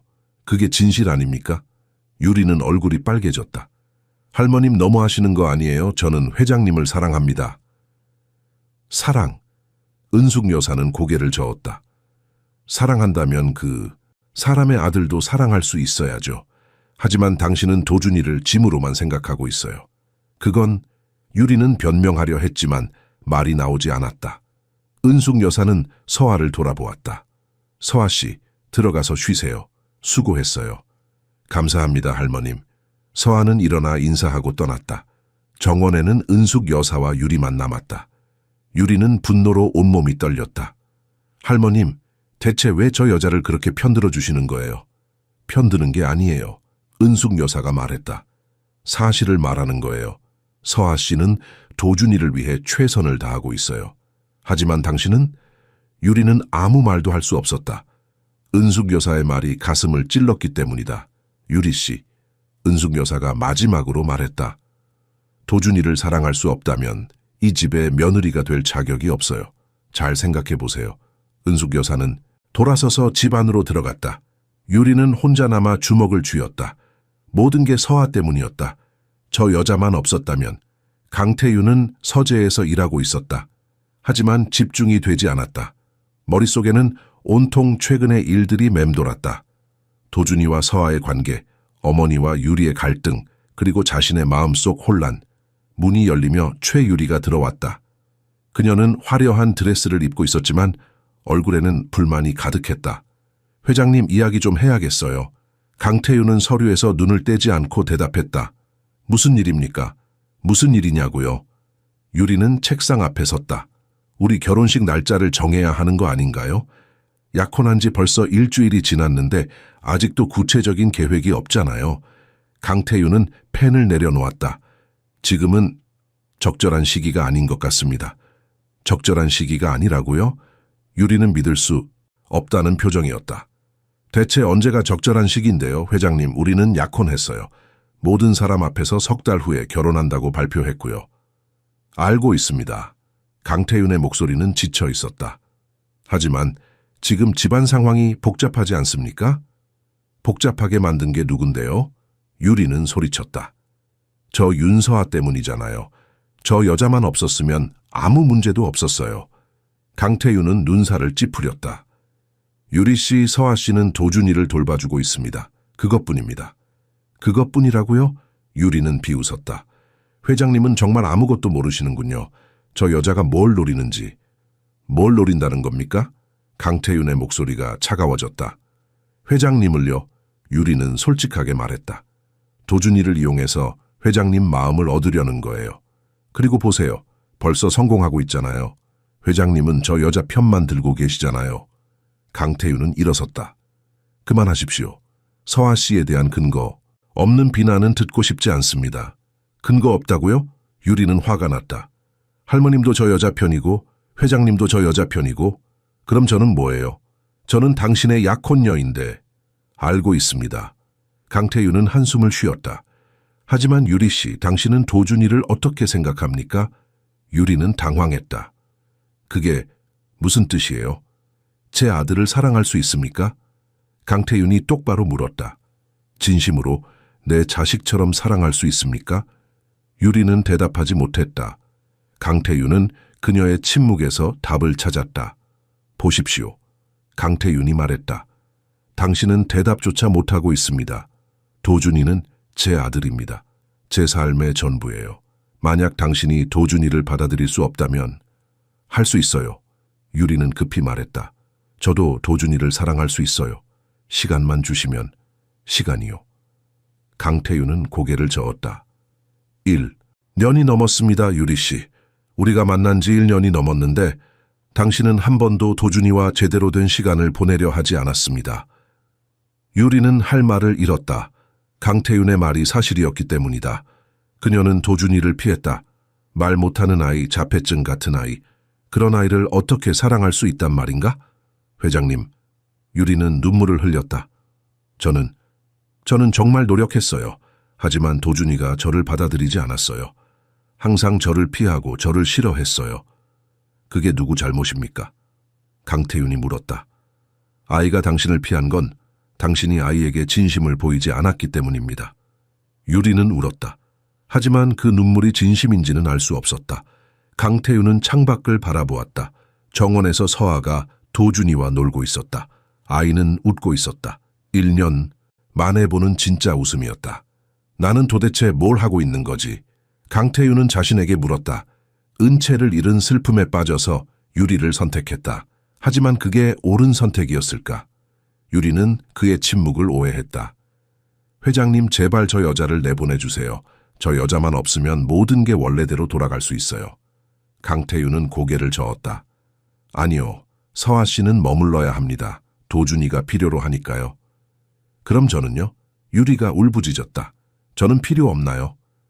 강태윤은 대답하지 않았다. 그 침묵이 가장 잔인한 대답이었다. 유리는 돌아서서 문을 향해 갔다. 손잡이를 잡고 멈춰섰다. 회장님, 후회하실 거예요. 저를 이렇게 대한 것. 문이 닫혔다. 강태윤은 혼자 남았다. 그는 다시 창밖을 바라보았다. 서아가 도준이를 안고 있었다. 아이는 행복해 보였다. 나는 아들을 위해 무엇이 최선인지 알아야 해. 강태윤은 생각했다. 유리와의 결혼이 정말 옳은 선택일까? 처음으로 그는 자신의 결정을 의심하기 시작했다. 며칠 후 강태윤은 최유리를 다시 불렀다. 그동안 그는 많은 생각을 했다. 자신의 결정, 도준이의 미래, 그리고 이 결혼이 정말 옳은 것인지에 대해. 유리는 서재에 들어왔다. 그녀의 눈은 부어 있었다. 지난 며칠 동안 많이 울었던 것이 분명했다. 부르셨어요? 앉으십시오. 강태윤이 말했다. 유리는 조심스럽게 앉았다. 그녀는 불안했다. 강태윤의 표정이 너무 진지했기 때문이다. 유리 씨, 강태윤이 입을 열었다. 우리 이야기 좀 해야겠습니다. 무슨 이야기요? 유리는 떨리는 목소리로 물었다. 우리 관계에 대해서입니다. 강태윤은 직설적으로 말했다. 솔직히 말씀드리겠습니다. 저는 지금 혼란스럽습니다. 유리의 얼굴이 창백해졌다. 그게 무슨 뜻이에요? 이 결혼이 옳은 것인지 확신이 서지 않습니다. 강태윤은 눈을 감았다. 유리 씨, 당신은 좋은 사람입니다. 아름답고 똑똑하고 사교적이죠. 하지만 유리는 눈물을 참으며 물었다. 당신은 도준이를 사랑하지 않습니다. 강태윤이 말했다. 그리고 그게 가장 큰 문제입니다. 아니에요. 유리는 부인했다. 저는 도준이를 사랑해요. 시간이 지나면 무엇이 변합니까? 강태윤이 반문했다. 1년이 지났는데도 아무것도 변하지 않았습니다. 당신은 여전히 도준이를 피하고 아이도 당신을 불편해합니다. 유리는 입술을 깨물었다. 그건 도준이가 저를 받아들이지 않아서예요. 제 잘못이 아니에요. 그렇게 생각하십니까? 강태윤의 목소리는 차가웠다. 아이가 문제라고 생각하시는 겁니까? 저는 그런 뜻으로. 유리는 당황했다. 유리 씨. 강태윤은 한숨을 쉬었다. 제가 당신과 약혼한 건 실수였을지도 모릅니다. 유리는 충격을 받았다. 실수라고요? 지금 무슨 말씀을 하시는 거예요? 저는 은채를 잃은 슬픔에서 벗어나고 싶었습니다. 강태윤은 솔직하게 말했다. 그래서 당신을 선택했어요. 당신이 그 공허함을 채워줄 수 있을 거라고 생각했죠. 하지만 틀렸습니다. 당신은 은채가 아니에요. 그리고 저도 당신을 진정으로 사랑하는지 확신할 수 없습니다. 유리는 눈물을 흘렸다. 회장님, 어떻게 이럴 수 있어요? 저는 당신을 사랑해요. 사랑하십니까? 강태윤이 물었다. 아니면 제 재산과 지위를 사랑하는 겁니까? 유리는 할 말을 잃었다. 강태윤의 말이 너무 직접적이었다. 유리 씨, 솔직해집시다. 강태윤이 말했다. 당신은 강태윤이라는 사람을 사랑하는 게 아니라 태산그룹 회장의 아내가 되고 싶은 겁니다. 아니에요. 유리는 소리쳤다. 저는 정말로 당신을 사랑해요. 처음부터 그랬어요. 하지만 그녀의 눈빛은 동요하고 있었다. 강태윤은 그것을 알아차렸다. 유리 씨, 강태윤이 부드럽게 말했다. 저는 당신을 비난하려는 게 아닙니다. 당신의 선택을 이해합니다. 하지만 저에게는 도준이가 있습니다. 제 아들이 가장 중요해요. 그리고 만약 당신이 도준이를 진심으로 받아들일 수 없다면 할 수 있어요. 유리는 필사적으로 말했다. 제발 기회를 주세요. 저는 변할 수 있어요. 도준이도 사랑할 수 있어요. 강태윤은 고개를 저었다. 사랑은 노력한다고 생기는 게 아닙니다. 진심에서 우러나와야 하죠. 유리는 무너졌다. 무릎을 꿇고 강태윤의 손을 잡았다. 제발 저를 버리지 마세요. 저는 당신 없이는 살 수 없어요. 강태윤은 그녀의 손을 부드럽게 떼어냈다. 유리 씨, 일어나십시오. 이러지 마세요. 안 돼요. 유리는 울었다. 저는 당신을 정말 사랑해요. 서아 씨 때문에 이러시는 거죠? 저 여자만 없었으면 서아 씨는 관계없습니다. 강태윤이 단호하게 말했다. 이건 당신과 저 그리고 도준이의 문제입니다. 유리는 표정이 변했다. 슬픔에서 분노로. 알았어요. 결국 저 여자 때문이네요. 저 여자가 이 집에 온 후로 모든 게 변했어요. 회장님도 할머님도 심지어 도준이까지 다 저 여자한테 빠졌어요. 유리 씨, 강태윤이 목소리를 높였다. 지금 말을 조심하십시오. 조심하라고요? 유리는 웃었다. 하지만 그것은 슬픔의 웃음이었다. 좋아요. 알겠어요. 이제 저는 필요 없다는 거죠? 저보다 저 가정부가 더 중요하다는 거네요? 그런 게 아닙니다. 그럼 뭔데요? 유리는 소리쳤다. 대체 뭔데요, 회장님? 저는 1년 동안 당신 옆에 있었어요. 당신이 슬플 때도 힘들 때도 곁에 있었어요. 그런데 지금 저를 버리려는 거예요? 강태윤은 대답하지 않았다. 유리는 눈물을 닦으며 일어섰다. 좋아요. 그녀가 말했다. 알겠어요. 하지만 기억하세요, 회장님. 저를 이렇게 대한 것 언젠가 후회하실 거예요. 유리는 문을 열고 나갔다. 하지만 복도에 서서 주먹을 쥐었다. 윤서아, 이 모든 게 네 잘못이야. 네가 이 집을 망쳤어. 그리고 나도 가만히 있지 않을 거야. 그녀의 눈에는 복수의 불꽃이 타오르고 있었다. 최유리는 강태윤의 서재를 나온 후 곧장 자신의 차로 향했다. 손이 떨렸다. 분노와 굴욕감이 온몸을 감쌌다. 그녀는 운전대를 움켜쥐고 비명을 참았다. 이럴 수는 없어. 이렇게 끝날 수는 없어. 차를 몰고 명동의 한 카페로 향했다. 그곳에서 그녀는 친구 은지를 만났다. 은지는 법률회사에서 일하는 변호사였고 유리의 오랜 친구였다. 유리야, 무슨 일이야? 얼굴이 왜 그래? 은지가 걱정스럽게 물었다. 유리는 눈물을 흘렸다. 은지야, 나 큰일 났어. 강태윤 회장이 날 버리려고 해. 뭐라고? 은지는 놀랐다. 약혼까지 했는데 그 윤서아 때문이야. 유리는 이를 악물었다. 저 여자가 이 집에 온 후로 모든 게 변했어. 회장님도 할머님도 다들 저 여자만 편들어. 은지는 잠시 생각하다가 조심스럽게 물었다. 그 여자에 대해 알아본 적 있어? 무슨 뜻이야? 뭔가 숨기고 있을 거야. 은지가 말했다. 갑자기 나타나서 집안을 뒤흔드는 사람치고 깨끗한 경우는 없어. 분명 과거에 뭔가 있을 거야. 유리의 눈이 빛났다. 그럼 조사를 해야겠네? 내가 아는 사람 소개해줄게. 은지가 명함을 꺼냈다. 사설 탐정인데 실력이 아주 좋아. 어떤 사람이든 과거를 파헤칠 수 있어. 유리는 명함을 받아들었다. 탐정 박현수. 고마워 은지야, 정말 고마워. 다음 날 유리는 강남의 한 빌딩에 있는 탐정 사무소를 찾았다. 박현수는 40대 중반의 남자로 날카로운 눈빛을 가지고 있었다. 무엇을 도와드릴까요? 그가 물었다. 한 사람을 조사해 주셨으면 합니다. 유리가 말했다. 윤서아라는 여자예요. 박현수는 노트북을 열었다. 어떤 정보를 원하시는지요? 전부요. 유리는 단호하게 말했다. 그 여자의 과거 가족 어디서 왔는지, 왜 서울에 왔는지 모든 것을 알고 싶어요. 알겠습니다. 박현수가 고개를 끄덕였다. 시간은 얼마나 걸릴 것 같으냐면 돈은 얼마든지 지불하겠어요. 유리가 끼어들었다. 빠르면 빠를수록 좋아요. 박현수는 유리의 절박함을 알아챘다. 일주일이면 됩니다. 기본적인 정보는 나올 겁니다. 좋아요. 유리는 만족스러운 표정을 지었다. 잘 부탁드려요. 그날 밤 유리는 침대에 누워 천장을 바라보았다. 머릿속에는 복수의 계획이 가득했다. 윤서아, 네가 무엇을 숨기고 있든 내가 다 밝혀낼 거야. 그리고 그때가 되면 너는 이 집에서 쫓겨날 거야. 한편 강씨 저택에서는 평화로운 밤이 흐르고 있었다. 서아는 도준이를 재우고 자신의 방으로 돌아왔다. 창밖을 바라보며 그녀는 불안감을 느꼈다. 뭔가 좋지 않은 일이 일어날 것 같은 예감이었다. 최유리가 가만히 있을 리 없어. 서아는 생각했다. 그녀는 분명 뭔가 꾸미고 있을 거야. 서아는 자신의 과거를 떠올렸다. 전라북도 전주의 작은 마을. 윤서아라는 이름은 가짜였다. 그녀의 진짜 이름은 박미소였다. 재벌가의 외동딸로 태어났지만 아버지가 정한 혼처를 거부하고 도망쳤다. 그리고 지금 이곳에 숨어 있었다. 만약 들키면 어떻게 되지? 서아는 두려웠다. 하지만 도준이의 얼굴이 떠올랐다. 그 아이의 미소, 따뜻한 손길. 그것만으로도 여기 있을 이유가 충분했다. 서아는 침대에 누웠다. 내일도 평범한 하루가 되기를 바라며. 하지만 그녀는 알지 못했다. 폭풍이 다가오고 있다는 것을.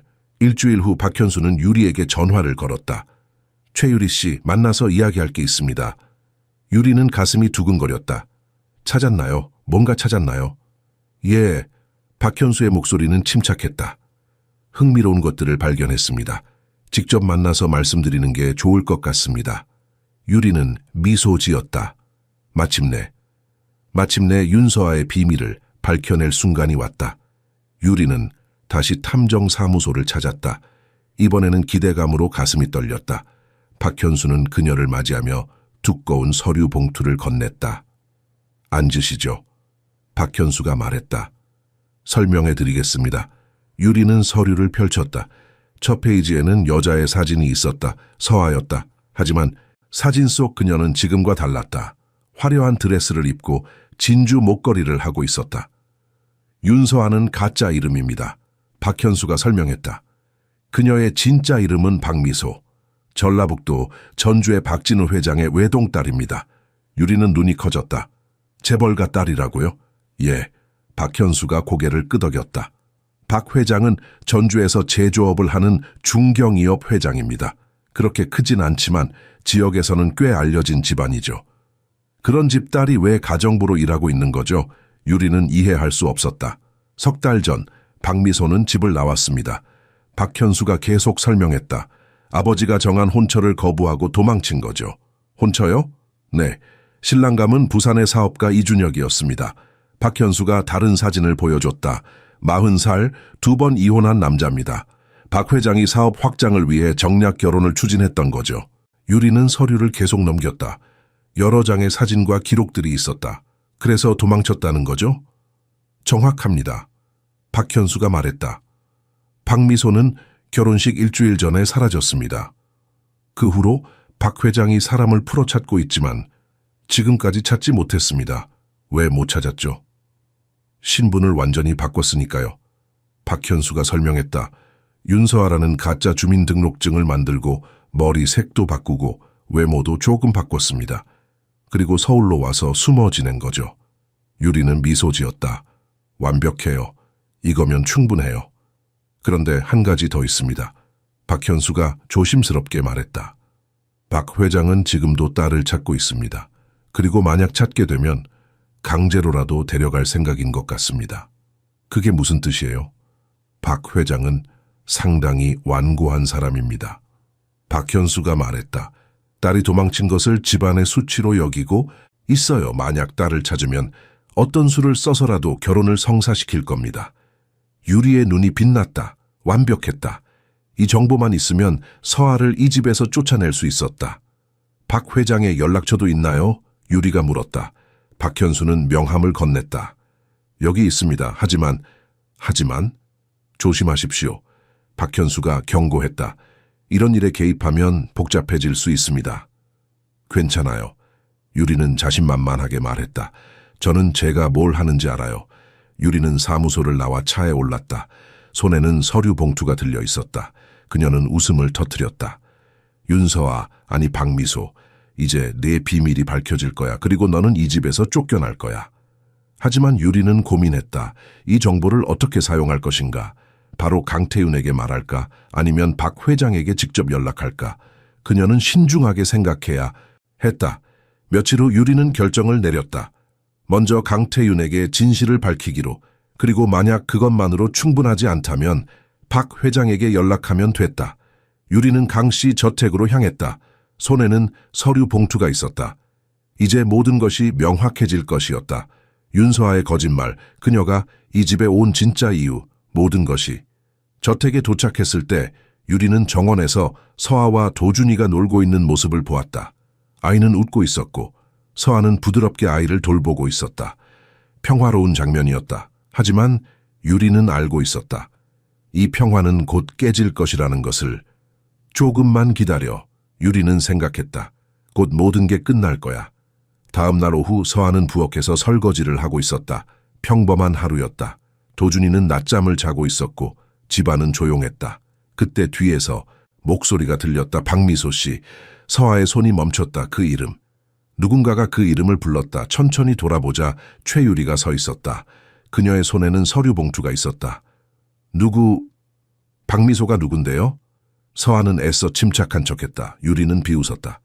영희 그만해요. 전주 박진우 회장의 딸 박미소. 당신이잖아요. 서아의 얼굴이 창백해졌다. 다리가 후들거렸다. 저는 무슨 말씀을... 증거가 있어요. 유리가 서류를 책상에 내던졌다. 사진, 기록, 모든 것이 여기 있어요. 당신이 전주에서 도망쳐 나온 도망자라는 거. 서아는 서류를 보았다. 자신의 사진, 아버지의 이름, 결혼식 기록. 모든 것이 거기 있었다. 그녀는 무릎이 꺾이는 것을 느꼈다. 어떻게? 서아는 떨리는 목소리로 물었다. 어떻게 알았냐고요? 유리는 팔짱을 꼈다. 당신이 너무 깨끗했어요. 가정부치고는 손이 너무 곱고 말투도 교양 있고 뭔가 수상했죠. 그래서 조사를 시켰어요. 서아는 눈을 감았다. 이제 끝이었다. 그토록 숨기려 했던 진실이 밝혀졌다. 왜 도망쳤어요? 유리가 물었다. 재벌가 딸이 왜 가정부로 일하고 있는 거죠? 서아는 입술을 깨물었다. 대답하고 싶지 않았다. 하지만 더 이상 숨길 수 없었다. 아버지가... 서아는 천천히 말했다. 저를 팔려고 했어요. 40대 남자한테. 2번이나 이혼한 사람한테 사업 확장을 위해서. 그래서 도망쳤다고요? 유리는 코웃음을 쳤다. 얼마나 드라마틱한가요?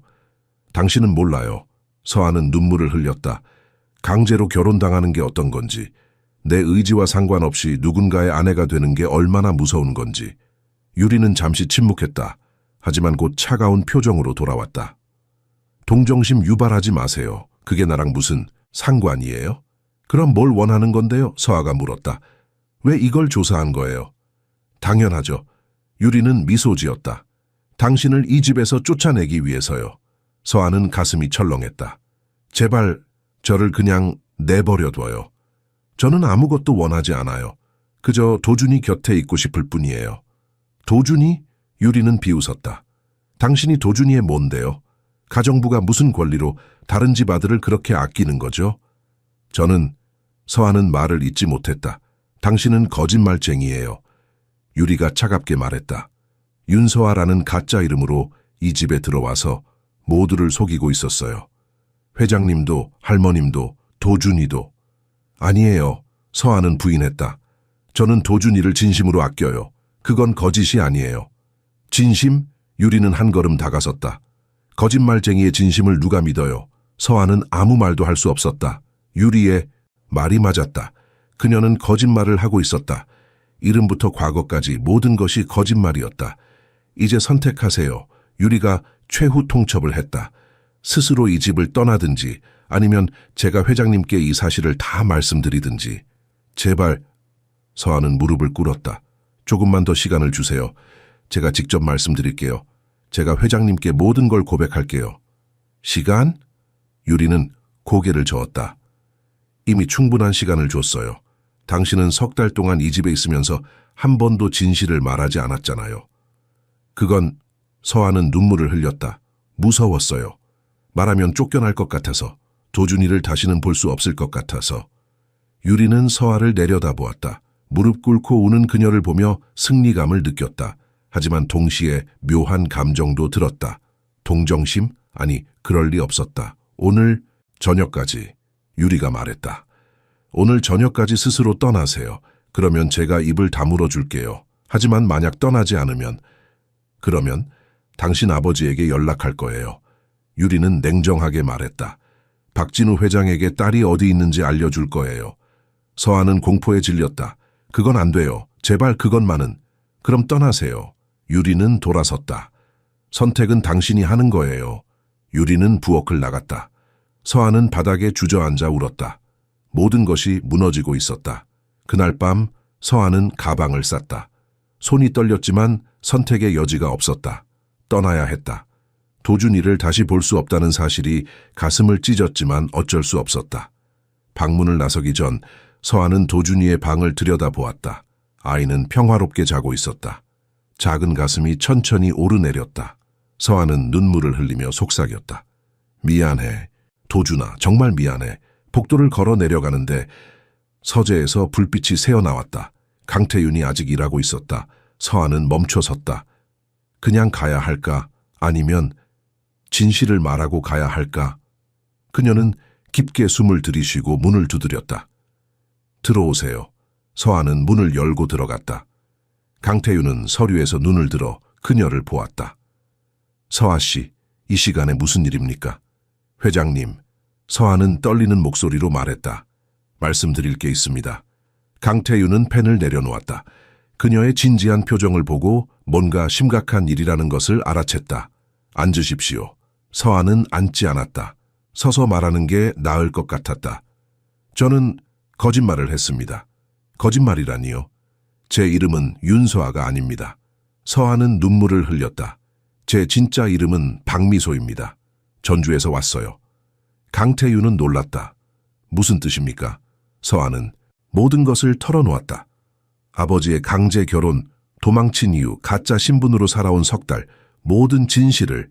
강태윤은 침묵했다. 충격이었다. 하지만 동시에 많은 것들이 이해되기 시작했다.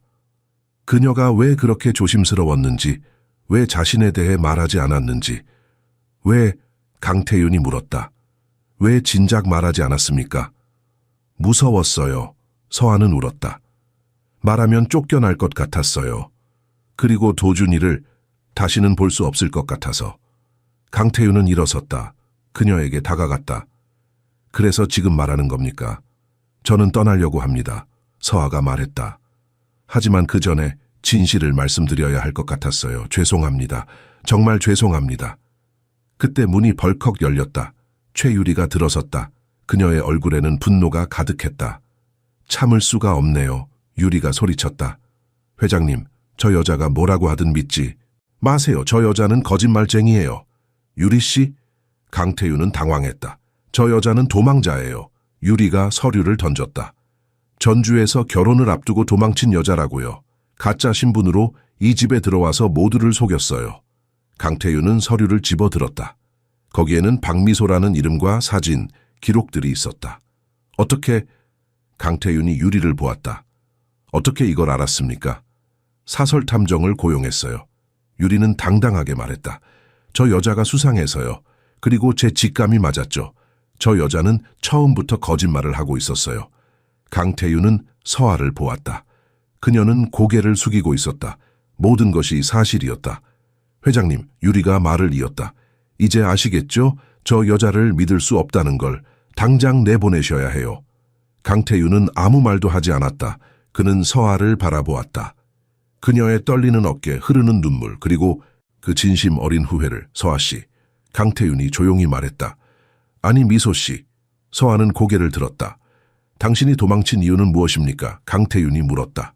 사랑하지 않는 사람과 결혼하고 싶지 않았어요. 서아는 솔직하게 대답했다. 아버지는 제 의견을 듣지 않았어요. 그저 사업을 위해 저를 팔려고 했죠. 강태윤은 고개를 끄덕였다. 그는 이해할 수 있었다. 재벌가의 정략 결혼은 드문 일이 아니었다. 그리고 도준이는? 강태윤이 다시 물었다. 도준이에 대한 당신의 마음은 진실입니까? 예. 서아는 확신의 찬 목소리로 대답했다. 그것만은 진실입니다. 제가 도준이를 아끼는 마음, 그건 결코 거짓이 아니에요. 유리는 비웃었다. 말은 누가 못해요? 거짓말쟁이가 하는 말을 누가 믿어요? 하지만 강태윤은 믿었다. 서아가 도준이를 대하는 모습을 봤다. 그 진심을 느꼈다. 유리 씨, 강태윤이 차갑게 말했다. 나가 주십시오. 뭐라고요? 유리는 믿을 수 없었다. 나가라고 했습니다. 강태윤의 목소리는 단호했다. 지금 당장. 최유리는 얼어붙었다. 강태윤이 자신을 내쫓고 있었다. 저 거짓말쟁이가 아니라 자신을. 회장님, 정신 차리세요. 유리는 소리쳤다. 저 여자가 당신을 속이고 있어요. 왜 저를 내보내려는 거예요? 당신이 선을 넘었습니까? 강태윤이 차갑게 말했다. 사설 탐정을 고용해서 제 집의 직원을 조사하다니. 그게 당신이 할 일입니까? 그건... 유리는 말문이 막혔다. 제가 진실을 밝히려고... 진실... 강태윤은 비웃었다. 당신이 원한 건 진실이 아니라 복수 아닙니까? 미소 씨를 이 집에서 쫓아내려는 것. 유리는 아무 말도 하지 못했다. 강태윤의 말이 맞았기 때문이다. 유리 씨, 강태윤이 서류를 책상에 내려놓았다. 저는 당신과 결혼할 수 없을 것 같습니다. 뭐라고요? 유리는 믿을 수 없었다. 지금 무슨 말씀을? 우리의 약혼은 취소입니다. 강태윤은 단호하게 말했다. 당신은 도준이를 사랑하지 않습니다. 그리고 저도 당신을 진정으로 사랑하지 않습니다. 이건 잘못된 결정이었어요. 유리는 무너졌다. 회장님, 제발 다시 생각해 주세요. 저는 변할 수 있어요. 충분히 기회를 드렸습니다. 강태윤이 말했다. 하지만 당신은 변하지 않았어요. 도준이를 받아들이지도 않았고 이 집안을 이해하려 하지도 않았습니다. 그건 저 여자 때문이에요. 유리는 서아를 가리키며 소리쳤다. 저 여자가 이 집에 온 후로 모든 게 변했어요. 저 여자만 없었으면 그만하십시오. 강태윤의 목소리가 냉랭해졌다. 미소 씨는 관계없습니다. 이건 당신과 저의 문제입니다. 유리는 눈물을 흘렸다. 하지만 그것은 슬픔의 눈물이 아니라 분노의 눈물이었다. 좋아요. 알겠어요. 하지만 기억하세요, 회장님. 저를 이렇게 대한 것 언젠가 후회하실 거예요. 그녀는 돌아서서 문을 향해 걸었다. 하지만 문 앞에서 멈춰 서서 서아를 노려보았다. 당신도 조심해요, 박미소. 당신 아버지는 아직도 당신을 찾고 있어요. 언젠가 그분이 당신을 찾아낼 거예요. 그때가 되면 나가십시오. 강태윤이 소리쳤다. 지금 당장. 유리는 문을 열고 나갔다. 쾅 하는 소리와 함께 문이 닫혔다. 서재는 침묵에 잠겼다. 서아는 여전히 서 있었다. 무슨 말을 해야 할지 몰랐다. 강태윤은 창밖을 바라보고 있었다. 회장님, 서아가 조심스럽게 말했다. 죄송합니다. 제 때문에. 당신 잘못이 아닙니다. 강태윤이 말했다. 유리 씨와의 관계는 이미 오래전부터 잘못되어 있었어요. 저는 그걸 인정하고 싶지 않았을 뿐입니다. 서아는 눈물을 닦았다. 저는 떠나는 게 맞을 것 같습니다. 이렇게 문제를 일으킨 이상 떠난다고요? 강태윤이 돌아서서 그녀를 보았다. 왜요? 저는 거짓말을 했어요. 서아가 말했다. 회장님과 할머님 그리고 도준이를 속였어요. 그런 제가 여기 있을 자격이 없어요. 강태윤은 천천히 그녀에게 다가갔다. 미소 씨, 당신이 거짓말을 한 건 맞습니다. 하지만 그 이유를 저는 이해합니다. 당신은 도망쳐야 했어요. 자유를 위해서. 서아는 고개를 들어 그를 보았다. 그의 눈빛은 따뜻했다. 그리고 도준이에 대한 당신의 마음은 진실이었어요. 강태윤이 말을 이었다. 제가 지켜봤습니다. 당신이 제 아들을 얼마나 진심으로 아끼는지 그것만으로도 충분합니다. 하지만 서아는 여전히 불안했다. 여기 머무르십시오. 강태윤이 부드럽게 말했다. 도준이가 당신을 필요로 합니다. 그리고 저도 당신이 여기 있기를 바랍니다. 서아는 눈물을 흘렸다. 이번에는 안도의 눈물이었다. 감사합니다. 정말 감사합니다. 강태윤은 미소 지었다. 이제 진짜 이름으로 불러도 될까요? 미소 씨? 서아는 고개를 끄덕였다. 네, 제 진짜 이름으로 불러주세요. 그날 밤 서아는 자신의 방으로 돌아갔다. 가방은 풀지 않았지만 마음은 한결 가벼워졌다. 창밖을 바라보며 그녀는 생각했다. 이제 진실을 말했어. 더 이상 숨지 않아도 돼. 하지만 그녀는 몰랐다. 유리의 마지막 말이 단순한 위협이 아니라는 것을, 그리고 곧 진짜 폭풍이 다가오고 있다는 것을. 며칠이 지났다. 최유리가 떠난 후 저택의 분위기는 조금씩 변하고 있었다. 무거웠던 공기가 조금은 가벼워진 것 같았다. 하지만 미소는 여전히 불안했다. 자신의 진짜 정체가 밝혀진 이상 언제 어떤 일이 일어날지 알 수 없었다. 강태윤은 미소를 다르게 대하기 시작했다. 더 이상 가정부로 보지 않았다. 그녀를 한 사람으로, 도준이에게 특별한 존재로 대했다. 아침 식사 시간에 그는 미소를 식탁에 앉게 했다. 강은숙 여사도 자연스럽게 받아들였다. 미소 씨, 강태윤이 조심스럽게 말했다. 이제 편하게 지내셔도 됩니다. 더 이상 숨지 않아도 돼요. 미소는 고개를 숙였다. 감사합니다. 하지만 저는 아직도 제가 여기 있어도 되는지 잘 모르겠어요. 왜요? 은숙 여사가 물었다. 제가 거짓말을 했으니까요. 미소는 죄책감에 시달렸다. 여러분을 속였어요. 당신은 생존하려고 했을 뿐이에요. 강태윤이 말했다. 그 선택을 이해합니다. 도준이는 미소의 무릎에 앉아 있었다. 아이는 그녀에게서 떨어지려 하지 않았다. 매일 아침 일어나면 첫 번째로 미소를 찾았고 밤에 잘 때도 미소가 자장가를 불러주기를 원했다. 엄마. 도준이가 미소를 올려다보며 말했다. 그 단어는 이제 자연스러웠다. 강태윤은 그 모습을 보며 복잡한 감정을 느꼈다. 아들이 다른 여자를 엄마라고 부르는 것. 은채라면 뭐라고 했을까? 하지만 이상하게도 배신감은 느껴지지 않았다. 오히려 감사함이 밀려왔다. 미소가 아들을 구해줬다는 사실에. 며칠 후 밤, 미소는 도준이를 재우고 부엌으로 내려왔다. 목이 말라 물을 마시려던 참이었다. 그런데 거기 강태윤이 있었다.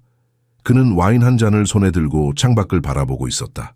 회장님, 미소는 놀라 인사했다. 늦은 시간에 여기 계시네요. 잠이 안 와서요. 강태윤이 미소 지었다. 미소 씨도 그런가요? 네, 물 좀 마시려고요. 앉으시겠어요? 강태윤이 의자를 가리켰다. 미소는 조심스럽게 앉았다. 둘 사이에는 어색한 침묵이 흘렀다. 하지만 그것은 불편한 침묵이 아니었다. 오히려 평화로운 침묵이었다. 미소 씨. 강태윤이 먼저 입을 열었다. 저는 고백할 게 있습니다. 고백이요? 은채가 죽은 후 저는 다시는 누군가를 느끼지 못할 거라고 생각했어요. 강태윤의 목소리는 낮았다. 사랑도 행복도 따뜻함도 모든 게 사라졌다고 생각했죠. 미소는 그를 바라보았다. 그의 눈에는 슬픔이 담겨 있었다. 하지만 당신을 보면서 강태윤은 잠시 말을 멈췄다. 뭔가 변하고 있어요, 제 안에서. 도준이가 웃는 걸 보면 기쁘고 당신이 아이를 안고 있는 걸 보면 마음이 따뜻해져요. 미소는 가슴이 뛰는 것을 느꼈다. 이건 위험했다. 강태윤은 자신의 마음을 드러내고 있었다. 그리고 그녀도 느끼고 있었다. 그에 대한 무언가를. 회장님, 미소는 말을 이으려 했지만 뭐라고 해야 할지 몰랐다. 아니에요. 강태윤이 손을 들어 제지했다. 대답하지 않아도 돼요. 그냥 제 마음을 말하고 싶었을 뿐이에요. 미소는 눈을 감았다. 이럴 수 없었다. 강태윤은 재벌 회장이었고 그녀는 도망자였다. 언젠가 아버지가 찾아낼 것이고 그때가 되면 모든 것이 무너질 것이었다. 하지만 그녀의 마음은 이미 움직이고 있었다. 강태윤을 향해, 도준이를 향해, 이 집을 향해 뿌리를 내리고 있었다. 그날 밤 미소는 방으로 돌아가 베개에 얼굴을 묻었다. 안 돼, 사랑하면 안 돼. 그러면 더 아플 거야. 하지만 이미 늦었다. 마음은 이미 그를 향하고 있었다. 그리고 멀리 전주의 어느 호텔에서 한 남자가 전화를 받고 있었다. 네, 박 회장님, 따님의 위치를 확인했습니다. 서울 한남동에 있습니다. 박진우 회장의 목소리가 차갑게 울렸다. 즉시 출발해라. 내 딸을 데려와야 한다. 폭풍이 다가오고 있었다. 다음 날 아침 서울의 교통은 평소처럼 복잡했다. 하지만 그 속에서 한 대의 검은 벤츠가 조용히 한남동을 향해 움직이고 있었다. 뒷좌석에는 박진우 회장이 앉아 있었다. 그의 얼굴은 단단했고 눈빛은 차가웠다. 회장님 곧 도착합니다. 운전사가 말했다. 좋아. 박진우는 창밖을 바라보았다. 미소야, 네가 날 얼마나 화나게 했는지 아느냐. 집안의 명예를 더럽히고 약혼자를 버리고 도망쳐. 하지만 이제 끝이다. 널 데려갈 거야. 한편 강씨 저택에서는 평화로운 아침이 시작되고 있었다. 미소는 도준이와 함께 정원에서 놀고 있었다. 아이는 웃으며 나비를 쫓아다녔다. 미소는 그 모습을 보며 미소 지었다. 이런 순간이 영원했으면 좋겠어. 강태윤은 서재 창문에서 그 장면을 지켜보고 있었다. 미소가 도준이를 안고 있는 모습, 그녀의 미소, 아이의 행복한 표정. 모든 것이 완벽해 보였다. 그는 자신도 모르게 미소 짓고 있었다. 이게 가족이구나. 강태윤은 생각했다. 이게 내가 그토록 찾던 평화구나. 은채가 죽은 후 그는 공허했다. 도준이와 둘만 남았을 때 그 공허함은 더욱 커졌다. 하지만 미소가 온 후로 그 공허함이 채워지고 있었다. 천천히, 하지만 확실하게. 오후가 되자 강태윤은 미소를 불렀다. 미소 씨, 잠깐 시간 있으세요? 네, 회장님. 미소는 도준이를 텐에게 맡기고 서재로 갔다. 앉으세요. 강태윤이 소파를 가리켰다. 미소는 앉았다. 강태윤은 그녀 맞은편에 앉았다. 둘 사이의 거리는 가까웠다. 미소 씨, 강태윤이 진지하게 말했다. 저는 당신을 보호하고 싶습니다. 보호요? 미소는 놀랐다. 당신의 아버지가 언젠가 당신을 찾아낼 거예요. 강태윤이 말했다. 그리고 그때가 되면 저는 당신 편에 서고 싶어요. 미소는 눈물이 났다. 왜요? 왜 저를 그렇게까지? 당신이 도준이에게 특별하니까요. 강태윤은 솔직하게 대답했다. 그리고 저에게도 특별해지고 있어요. 미소는 고개를 돌렸다. 그의 눈을 볼 수 없었다. 너무 따뜻했다. 너무 진심이었다. 그래서 더 무서웠다. 회장님, 미소는 떨리는 목소리로 말했다. 저는 언젠가 떠나야 할지도 몰라요. 아버지가 절 찾으면 그럴 일은 없을 겁니다. 강태윤이 단호하게 말했다. 제가 지킬게요. 당신과 도준이를. 미소는 눈물을 흘렸다. 그 말이 너무 달콤했다. 너무 따뜻했다. 하지만 현실은 달랐다. 그녀는 알고 있었다. 아버지는 포기하지 않을 것이라는 것을. 그날 저녁 미소는 도준이를 재우고 창밖을 바라보았다. 서울의 야경이 아름다웠다. 하지만 그녀의 마음은 불안했다. 뭔가 잘못될 것 같은 예감이었다. 그리고 그 예감은 틀리지 않았다. 저택 밖 어두운 골목에서 한 남자가 담장을 바라보고 있었다. 박진우 회장이었다. 그는 딸이 이 안에 있다는 것을 알고 있었다. 미소야. 그는 중얼거렸다. 아빠가 널 데리러 왔어. 곧 만나게 될 거야. 다음 날 박진우는 전직 강씨 저택 직원을 만났다. 2달 전에 해고된 남자였다. 돈을 쥐어주며 정보를 캤다. 박미소라는 여자 알아요? 박진우가 물었다. 아, 윤서아 씨 말씀이세요? 전직 직원이 대답했다. 네, 알아요. 가정부로 일하고 있어요. 그 여자와 강태윤 회장의 관계는 어때요? 남자는 생각했다. 최근에 가까워진 것 같아요. 도련님이 그 여자를 엄마라고 부르고 회장님도 그녀를 특별하게 대하시더라고요. 박진우의 얼굴이 굳었다. 그의 딸이 다른 남자와 그것도 아이의 엄마 노릇을 하고 있다고? 분노가 치솟았다. 강태윤, 박진우는 이를 악물었다. 네가 내 딸을 꼬드긴 거냐? 좋아, 너도 가만두지 않겠어. 폭풍은 이미 문 앞까지 와 있었다. 오후가 되자 미소는 정원에서 도준이와 함께 놀고 있었다. 아이는 공을 던지며 깔깔 웃었다. 미소는 아이의 웃음소리를 들으며 행복했다. 이런 평범한 순간이 그녀에게는 기적 같았다. 엄마, 봐. 도준이가 공을 높이 던졌다. 잘했어, 도준아. 미소는 박수를 쳤다. 그때였다. 미소는 묘한 느낌을 받았다. 누군가 자신을 보고 있는 것 같은 느낌. 천천히 고개를 돌려 대문 쪽을 바라보았다. 그리고 그녀는 얼어붙었다. 대문 밖에 한 남자가 서 있었다. 검은 정장을 입고 차가운 눈빛으로 그녀를 바라보고 있었다. 거리가 멀었지만 미소는 알 수 있었다. 그 사람이 누구인지. 아버지였다. 박진우 회장이었다. 미소의 심장이 미친 듯이 뛰기 시작했다. 온몸이 얼어붙는 것 같았다. 숨이 막혔다. 아니야. 안 돼. 어떻게 날 찾은 거야? 박진우는 딸과 눈이 마주치자 차갑게 미소 지었다. 그 미소는 위협이었다. 도망칠 수 없어, 미소야. 아빠가 널 찾았어. 미소는 정신을 차리고 도준이를 안았다. 도준아, 집 안으로 들어가자. 왜? 더 놀고 싶은데. 도준이가 투정했다. 나중에 놀자. 지금은 들어가야 해. 미소의 목소리는 떨렸다. 그녀는 도준이를 안고 빠르게 집 안으로 들어갔다. 현관문을 닫고 등을 기댔다. 손이 떨렸다. 숨이 가빴다. 어떻게 하지? 태나가 복도를 지나가다 미소를 보고 놀랐다. 미소 씨, 괜찮으세요? 얼굴이 새하얗네요. 괜찮아요. 미소는 억지로 웃으려 했지만 실패했다. 강태윤이 서재에서 나왔다. 그는 미소의 모습을 보고 즉시 달려왔다. 미소 씨, 무슨 일입니까? 미소는 대답하지 못했다. 그저 눈물만 흘렀다. 도준아, 태나 아줌마한테 가. 강태윤이 부드럽게 말했다. 태나가 도준이를 데리고 갔다. 강태윤은 미소를 서재로 데려갔다. 문을 닫고 그녀를 소파에 앉혔다. 무슨 일이 있었습니까? 말씀해 주세요. 아버지, 미소는 떨리는 목소리로 말했다. 제 아버지가 여기 왔어요. 대문 밖에서 절 봤어요. 강태윤의 표정이 굳어졌다. 확실합니까? 네. 미소는 고개를 끄덕였다. 분명히 아버지였어요. 저를 보고 웃었어요. 그 차가운 미소, 절대 잊을 수 없어요. 강태윤은 즉시 경비실에 전화했다. 대문 밖에 수상한 사람 없었습니까? 네, 회장님. 조금 전에 한 남자가 서 있었습니다. 하지만 곧 차를 타고 떠났습니다. 알겠습니다. 앞으로 낯선 사람이 주변을 배회하면 즉시 보고하세요.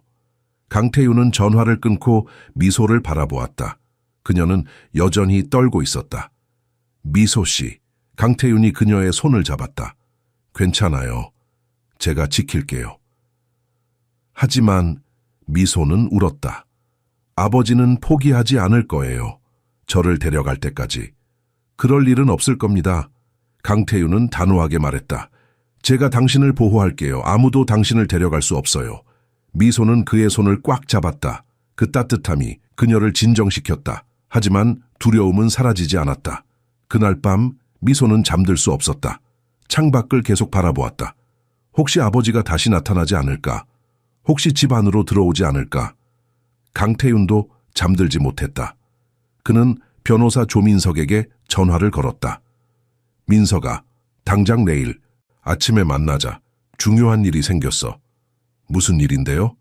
전화로는 말할 수 없어. 내일 사무실로 와. 강태윤은 전화를 끊고 창밖을 바라보았다. 박진우, 당신이 누구든 미소를 데려갈 수는 없어. 그녀는 이제 내가 지킬 사람이야. 밤은 깊어갔지만 아무도 잠들지 못했다. 폭풍이 다가오고 있었기 때문이다. 다음 날 아침 미소는 거울 앞에 섰다. 눈 밑에 다크서클이 짙었다. 밤새 한숨도 자지 못했다. 악몽이 계속 찾아왔다. 아버지의 차가운 눈빛, 이준혁의 기분 나쁜 미소, 도망치려 해도 도망칠 수 없는 악몽. 이제 어떻게 되는 걸까? 미소는 자신에게 물었다. 아버지가 날 데려가려고 할 거야. 어떤 수를 써서라도. 아침 식사 시간 강태윤은 미소가 거의 아무것도 먹지 않는 것을 알아챘다. 그녀는 계속 창밖을 바라보았다. 혹시 또 아버지가 나타나지 않을까 두려워하며. 미소 씨. 강은숙 여사가 걱정스럽게 말했다. 좀 드세요. 몸이 상할 거예요. 죄송해요, 할머니. 미소는 억지로 밥을 한 숟가락 떴다. 도준이는 엄마의 얼굴을 올려다보았다. 엄마 아파? 아니야, 도준아. 미소는 미소 지으려 했다. 엄마는 괜찮아. 하지만 도준이는 알고 있었다. 엄마가 슬프다는 것을. 아이는 미소의 손을 꽉 잡았다. 식사 후 강태윤은 미소를 서재로 불렀다. 변호사 조민석도 함께 있었다. 미소 씨, 앉으세요. 강태윤이 말했다. 민석 변호사님께 모든 걸 말씀해 주세요. 그래야 우리가 당신을 도울 수 있어요. 미소는 깊게 숨을 들이쉬고 이야기하기 시작했다. 전주의 집, 아버지의 사업, 강제 결혼, 이준혁이라는 남자, 모든 것을. 이준혁은 40살이었어요. 미소는 떨리는 목소리로 말했다. 2번 이혼했고 폭력적이라는 소문이 있었어요. 하지만 아버지는 신경 쓰지 않았어요. 그저 사업 확장만 중요했죠. 조민석은 메모하며 들었다. 그래서 도망쳤군요. 네. 미소는 눈물을 흘렸다. 결혼식 일주일 전에 가짜 신분증을 만들고 서울로 왔어요. 그리고 이 집에 가정부로 들어왔죠. 박 회장은 지금도 당신을 찾고 있습니까? 조민석이 물었다. 네. 어제 대문 밖에서 봤어요. 분명히 저를 찾은 거예요. 조민석은 고개를 끄덕였다. 알겠습니다. 법적으로 보호할 방법을 찾아보겠습니다. 강태윤이 말했다. 민석, 최선을 다해줘. 미소 씨를 보호해야 해. 알겠습니다, 회장님. 조민석이 떠난 후 강태윤과 미소는 서재에 남았다. 침묵이 흘렀다. 미소 씨. 강태윤이 조심스럽게 말했다. 당신이 얼마나 힘들었을지 상상이 돼요. 미소는 고개를 숙였다. 저는 그저 자유롭고 싶었어요. 제가 사랑하는 사람을 선택하고 제 인생을 살고 싶었어요. 당연한 권리예요. 강태윤이 말했다. 아무도 당신의 인생을 강제할 수 없어요. 미소는 그를 바라보았다. 하지만 회장님, 아버지는 포기하지 않을 거예요. 어떤 수를 써서라도 저를 데려갈 거예요. 그럴 일은 없을 겁니다. 강태윤은 그녀의 손을 잡았다. 제가 지킬게요. 약속합니다. 그 순간 미소는 깨달았다. 자신이 강태윤을 사랑하고 있다는 것을, 그의 따뜻함, 그의 보호하려는 마음, 모든 것이 그녀를 끌어당겼다. 하지만 말할 수 없었다. 지금은 아니었다. 너무 많은 문제가 있었다. 그날 오후 박진우 회장은 전주에서 서울로 사람을 보냈다. 김정호라는 사설 탐정이었다. 그의 임무는 명확했다. 미소를 감시하고 강태윤과의 관계를 파악하는 것, 확실하게 해. 박진우가 전화로 지시했다. 내 딸이 그 남자와 어떤 관계인지 알아내야 해. 알겠습니다, 회장님. 김정호가 대답했다. 그리고 그날 밤 김정호는 강씨 저택 주변을 배회했다. 담장 너머로 보이는 불빛, 창문 너머로 보이는 그림자. 그는 모든 것을 사진에 담았다. 미소는 그것을 몰랐다. 그녀는 도준이를 재우고 자신의 방으로 돌아와 창밖을 바라보았다. 서울의 야경이 아름다웠지만 그녀의 마음은 불안했다. 언젠가는 아버지와 맞서야 할 거야. 미소는 생각했다. 하지만 그때가 되면 강태윤 회장님도 도준이도 다칠까봐 무서워. 그녀는 눈을 감았다. 제발 조금만 더 평화가 지속되길. 하지만 폭풍은 이미 시작되고 있었다. 사흘 후 서울 강남경찰서에 익명의 제보가 들어왔다. 윤서아라는 여자가 가짜 신분으로 살고 있습니다. 진짜 이름은 박미소이고 신분증 위조 혐의가 있습니다. 제보는 익명이었지만 출처는 명확했다. 박진우 회장이 뒤에서 손을 쓴 것이었다. 그는 딸을 직접 데려갈 수 없다면 법을 이용하기로 결심했다. 경찰은 조용히 수사를 시작했다. 윤서아라는 이름으로 발급된 주민등록증을 추적했고 그것이 위조되었다는 것을 확인했다. 그리고 그녀가 현재 한남동의 강씨 저택에서 일하고 있다는 것도 알아냈다.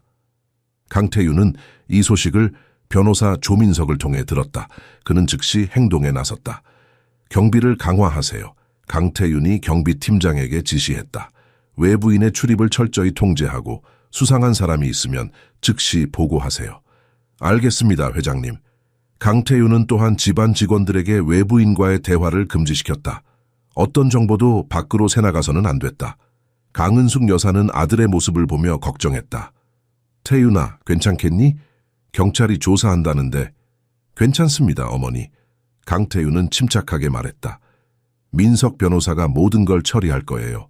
하지만 미소 씨는 얼마나 무서울까? 은숙 여사는 한숨을 쉬었다. 미소는 사실을 알고 있었다. 조민석 변호사가 직접 알려주었다.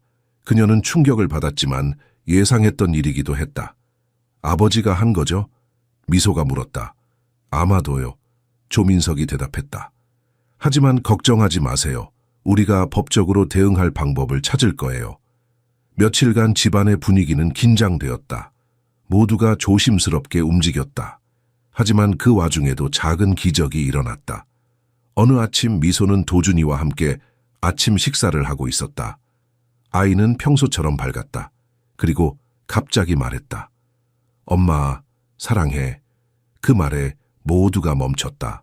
미소는 눈을 크게 떴다. 강태윤도 은숙 여사도 놀랐다. 뭐라고, 도준아? 미소는 떨리는 목소리로 물었다. 엄마 사랑해. 도준이가 다시 말했다.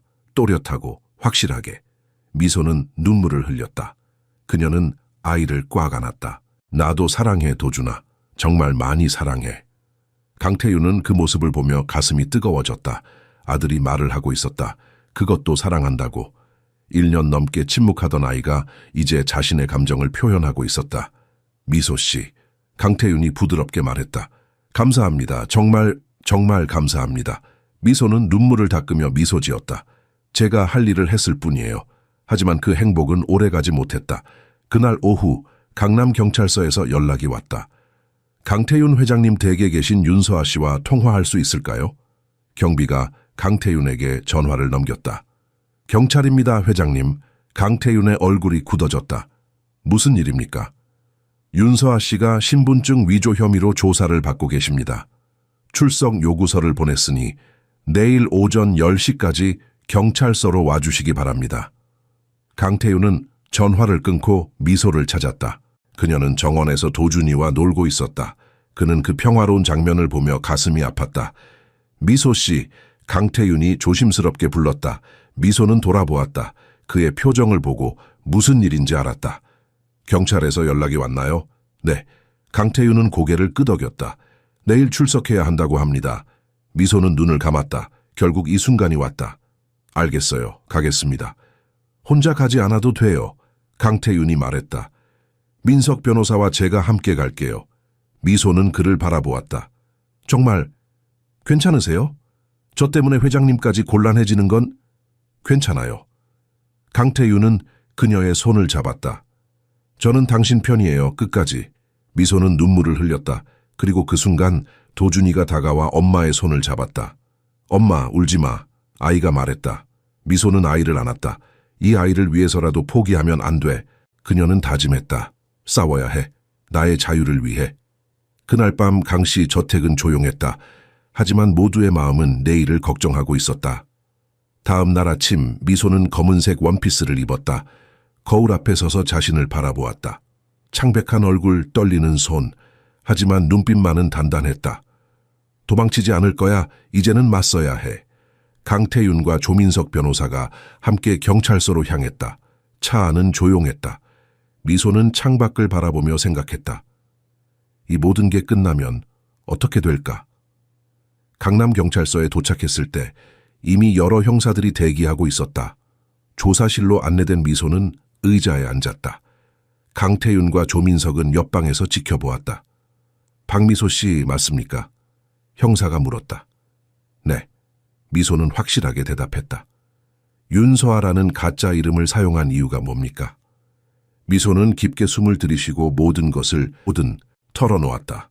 강제 결혼 폭력적인 남자 아버지의 강압. 그녀는 떨리지 않았다. 진실을 말하고 있었기 때문이다. 3시간이 지났다. 형사들은 그녀의 이야기를 들으며 기록했다. 어떤 형사는 동정적인 눈빛을 보였다. 어떤 형사는 여전히 의심스러워했다. 조민석 변호사가 들어와 서류를 제출했다. 이준혁의 폭력 기록, 박진우 회장의 강압적인 문자 메시지, 결혼을 거부하는 미소의 탄원서, 모든 증거가 거기 있었다. 보시다시피 박미소 씨는 범죄자가 아닙니다. 조민석이 단호하게 말했다. 그녀는 생존자예요. 자신의 자유를 지키기 위해 도망칠 수밖에 없었던. 담당 형사는 서류를 넘기며 고개를 끄덕였다. 알겠습니다. 검토하겠습니다. 이틀 후 결과가 나왔다. 담당 판사는 미소의 사정을 이해했다. 신분증 위조는 경범죄였지만 그 이유가 정당 방위에 가까웠다. 판사는 기소유예 처분을 내렸다. 미소는 자유의 몸이 되었다. 강씨 저택으로 돌아왔을 때 모두가 현관에서 기다리고 있었다. 강은숙 여사는 눈물을 흘리며 미소를 껴안았다. 잘했어, 미소야. 정말 잘했어. 도준이는 엄마에게 달려와 품에 안겼다. 엄마 돌아왔어. 미소는 아이를 꽉 안으며 울었다. 이번에는 기쁨의 눈물이었다. 그날 밤 강태윤은 가족들을 거실에 모았다. 텐하도 경비들도 모두 함께했다. 오늘 저는 여러분께 말씀드리고 싶은 게 있습니다. 강태윤이 입을 열었다. 지난 몇 달간 우리 집에 큰 변화가 있었습니다. 도준이가 말을 다시 하게 됐고 우리 모두가 다시 웃게 됐습니다. 그는 미소를 바라보았다. 그 모든 것은 한 사람 덕분입니다. 박미소 씨. 미소는 고개를 숙였다. 미소 씨는 더 이상 가정부가 아닙니다. 강태윤이 말을 이었다. 그녀는 도준이에게 엄마이고 제게는 특별한 사람입니다. 그리고 이제부터 이 집의 가족입니다. 은숙 여사는 미소 지으며 박수를 쳤다. 다른 사람들도 따라 박수를 쳤다. 강태윤은 미소에게 다가갔다. 미소 씨, 제가 많은 것을 약속할 수는 없습니다. 하지만 한 가지는 약속할 수 있어요. 저는 당신을 지킬 겁니다. 당신과 도준이를. 미소는 눈물을 흘렸다. 회장님, 이제 회장님이라고 부르지 마세요. 강태윤이 미소 지었다. 그냥 태윤이라고 불러주세요. 미소는 웃으며 고개를 끄덕였다. 네, 태윤 씨. 그날 밤 미소는 도준이를 재우고 발코니에 섰다. 서울의 밤하늘에는 별이 빛나고 있었다. 그녀는 생각했다. 나는 여기에 속해 있어. 드디어 집을 찾았어. 박진우 회장은 전주로 돌아갔다. 딸을 강제로 데려갈 수 없다는 것을 깨달았다. 그리고 어쩌면 딸이 행복하다는 것도. 그는 패배를 인정했다. 한 달 후 미소는 정원에서 도준이와 놀고 있었다. 아이는 공을 던지며 웃었다. 강태윤이 다가와 그들 옆에 앉았다. 행복해 보이네요. 그가 말했다. 네. 미소는 미소 지었다. 정말 행복해요. 강태윤은 그녀의 손을 잡았다. 앞으로도 계속 행복하게 해줄게요. 미소는 그의 손을 꽉 잡았다. 더 이상 도망칠 필요가 없었다. 여기가 그녀의 집이었다. 사랑으로, 용서로, 용기로 만들어진 집. 도준이가 그들을 보며 웃었다. 엄마, 아빠, 그 말에 둘 다 놀랐다. 도준이는 강태윤을 아빠라고 불렀다. 그리고 미소를 엄마라고. 강태윤은 눈물을 흘렸다. 미소도 울었다. 그들은 도준이를 함께 안았다. 그리고 그 순간 세 사람은 진짜 가족이 되었다. 끝.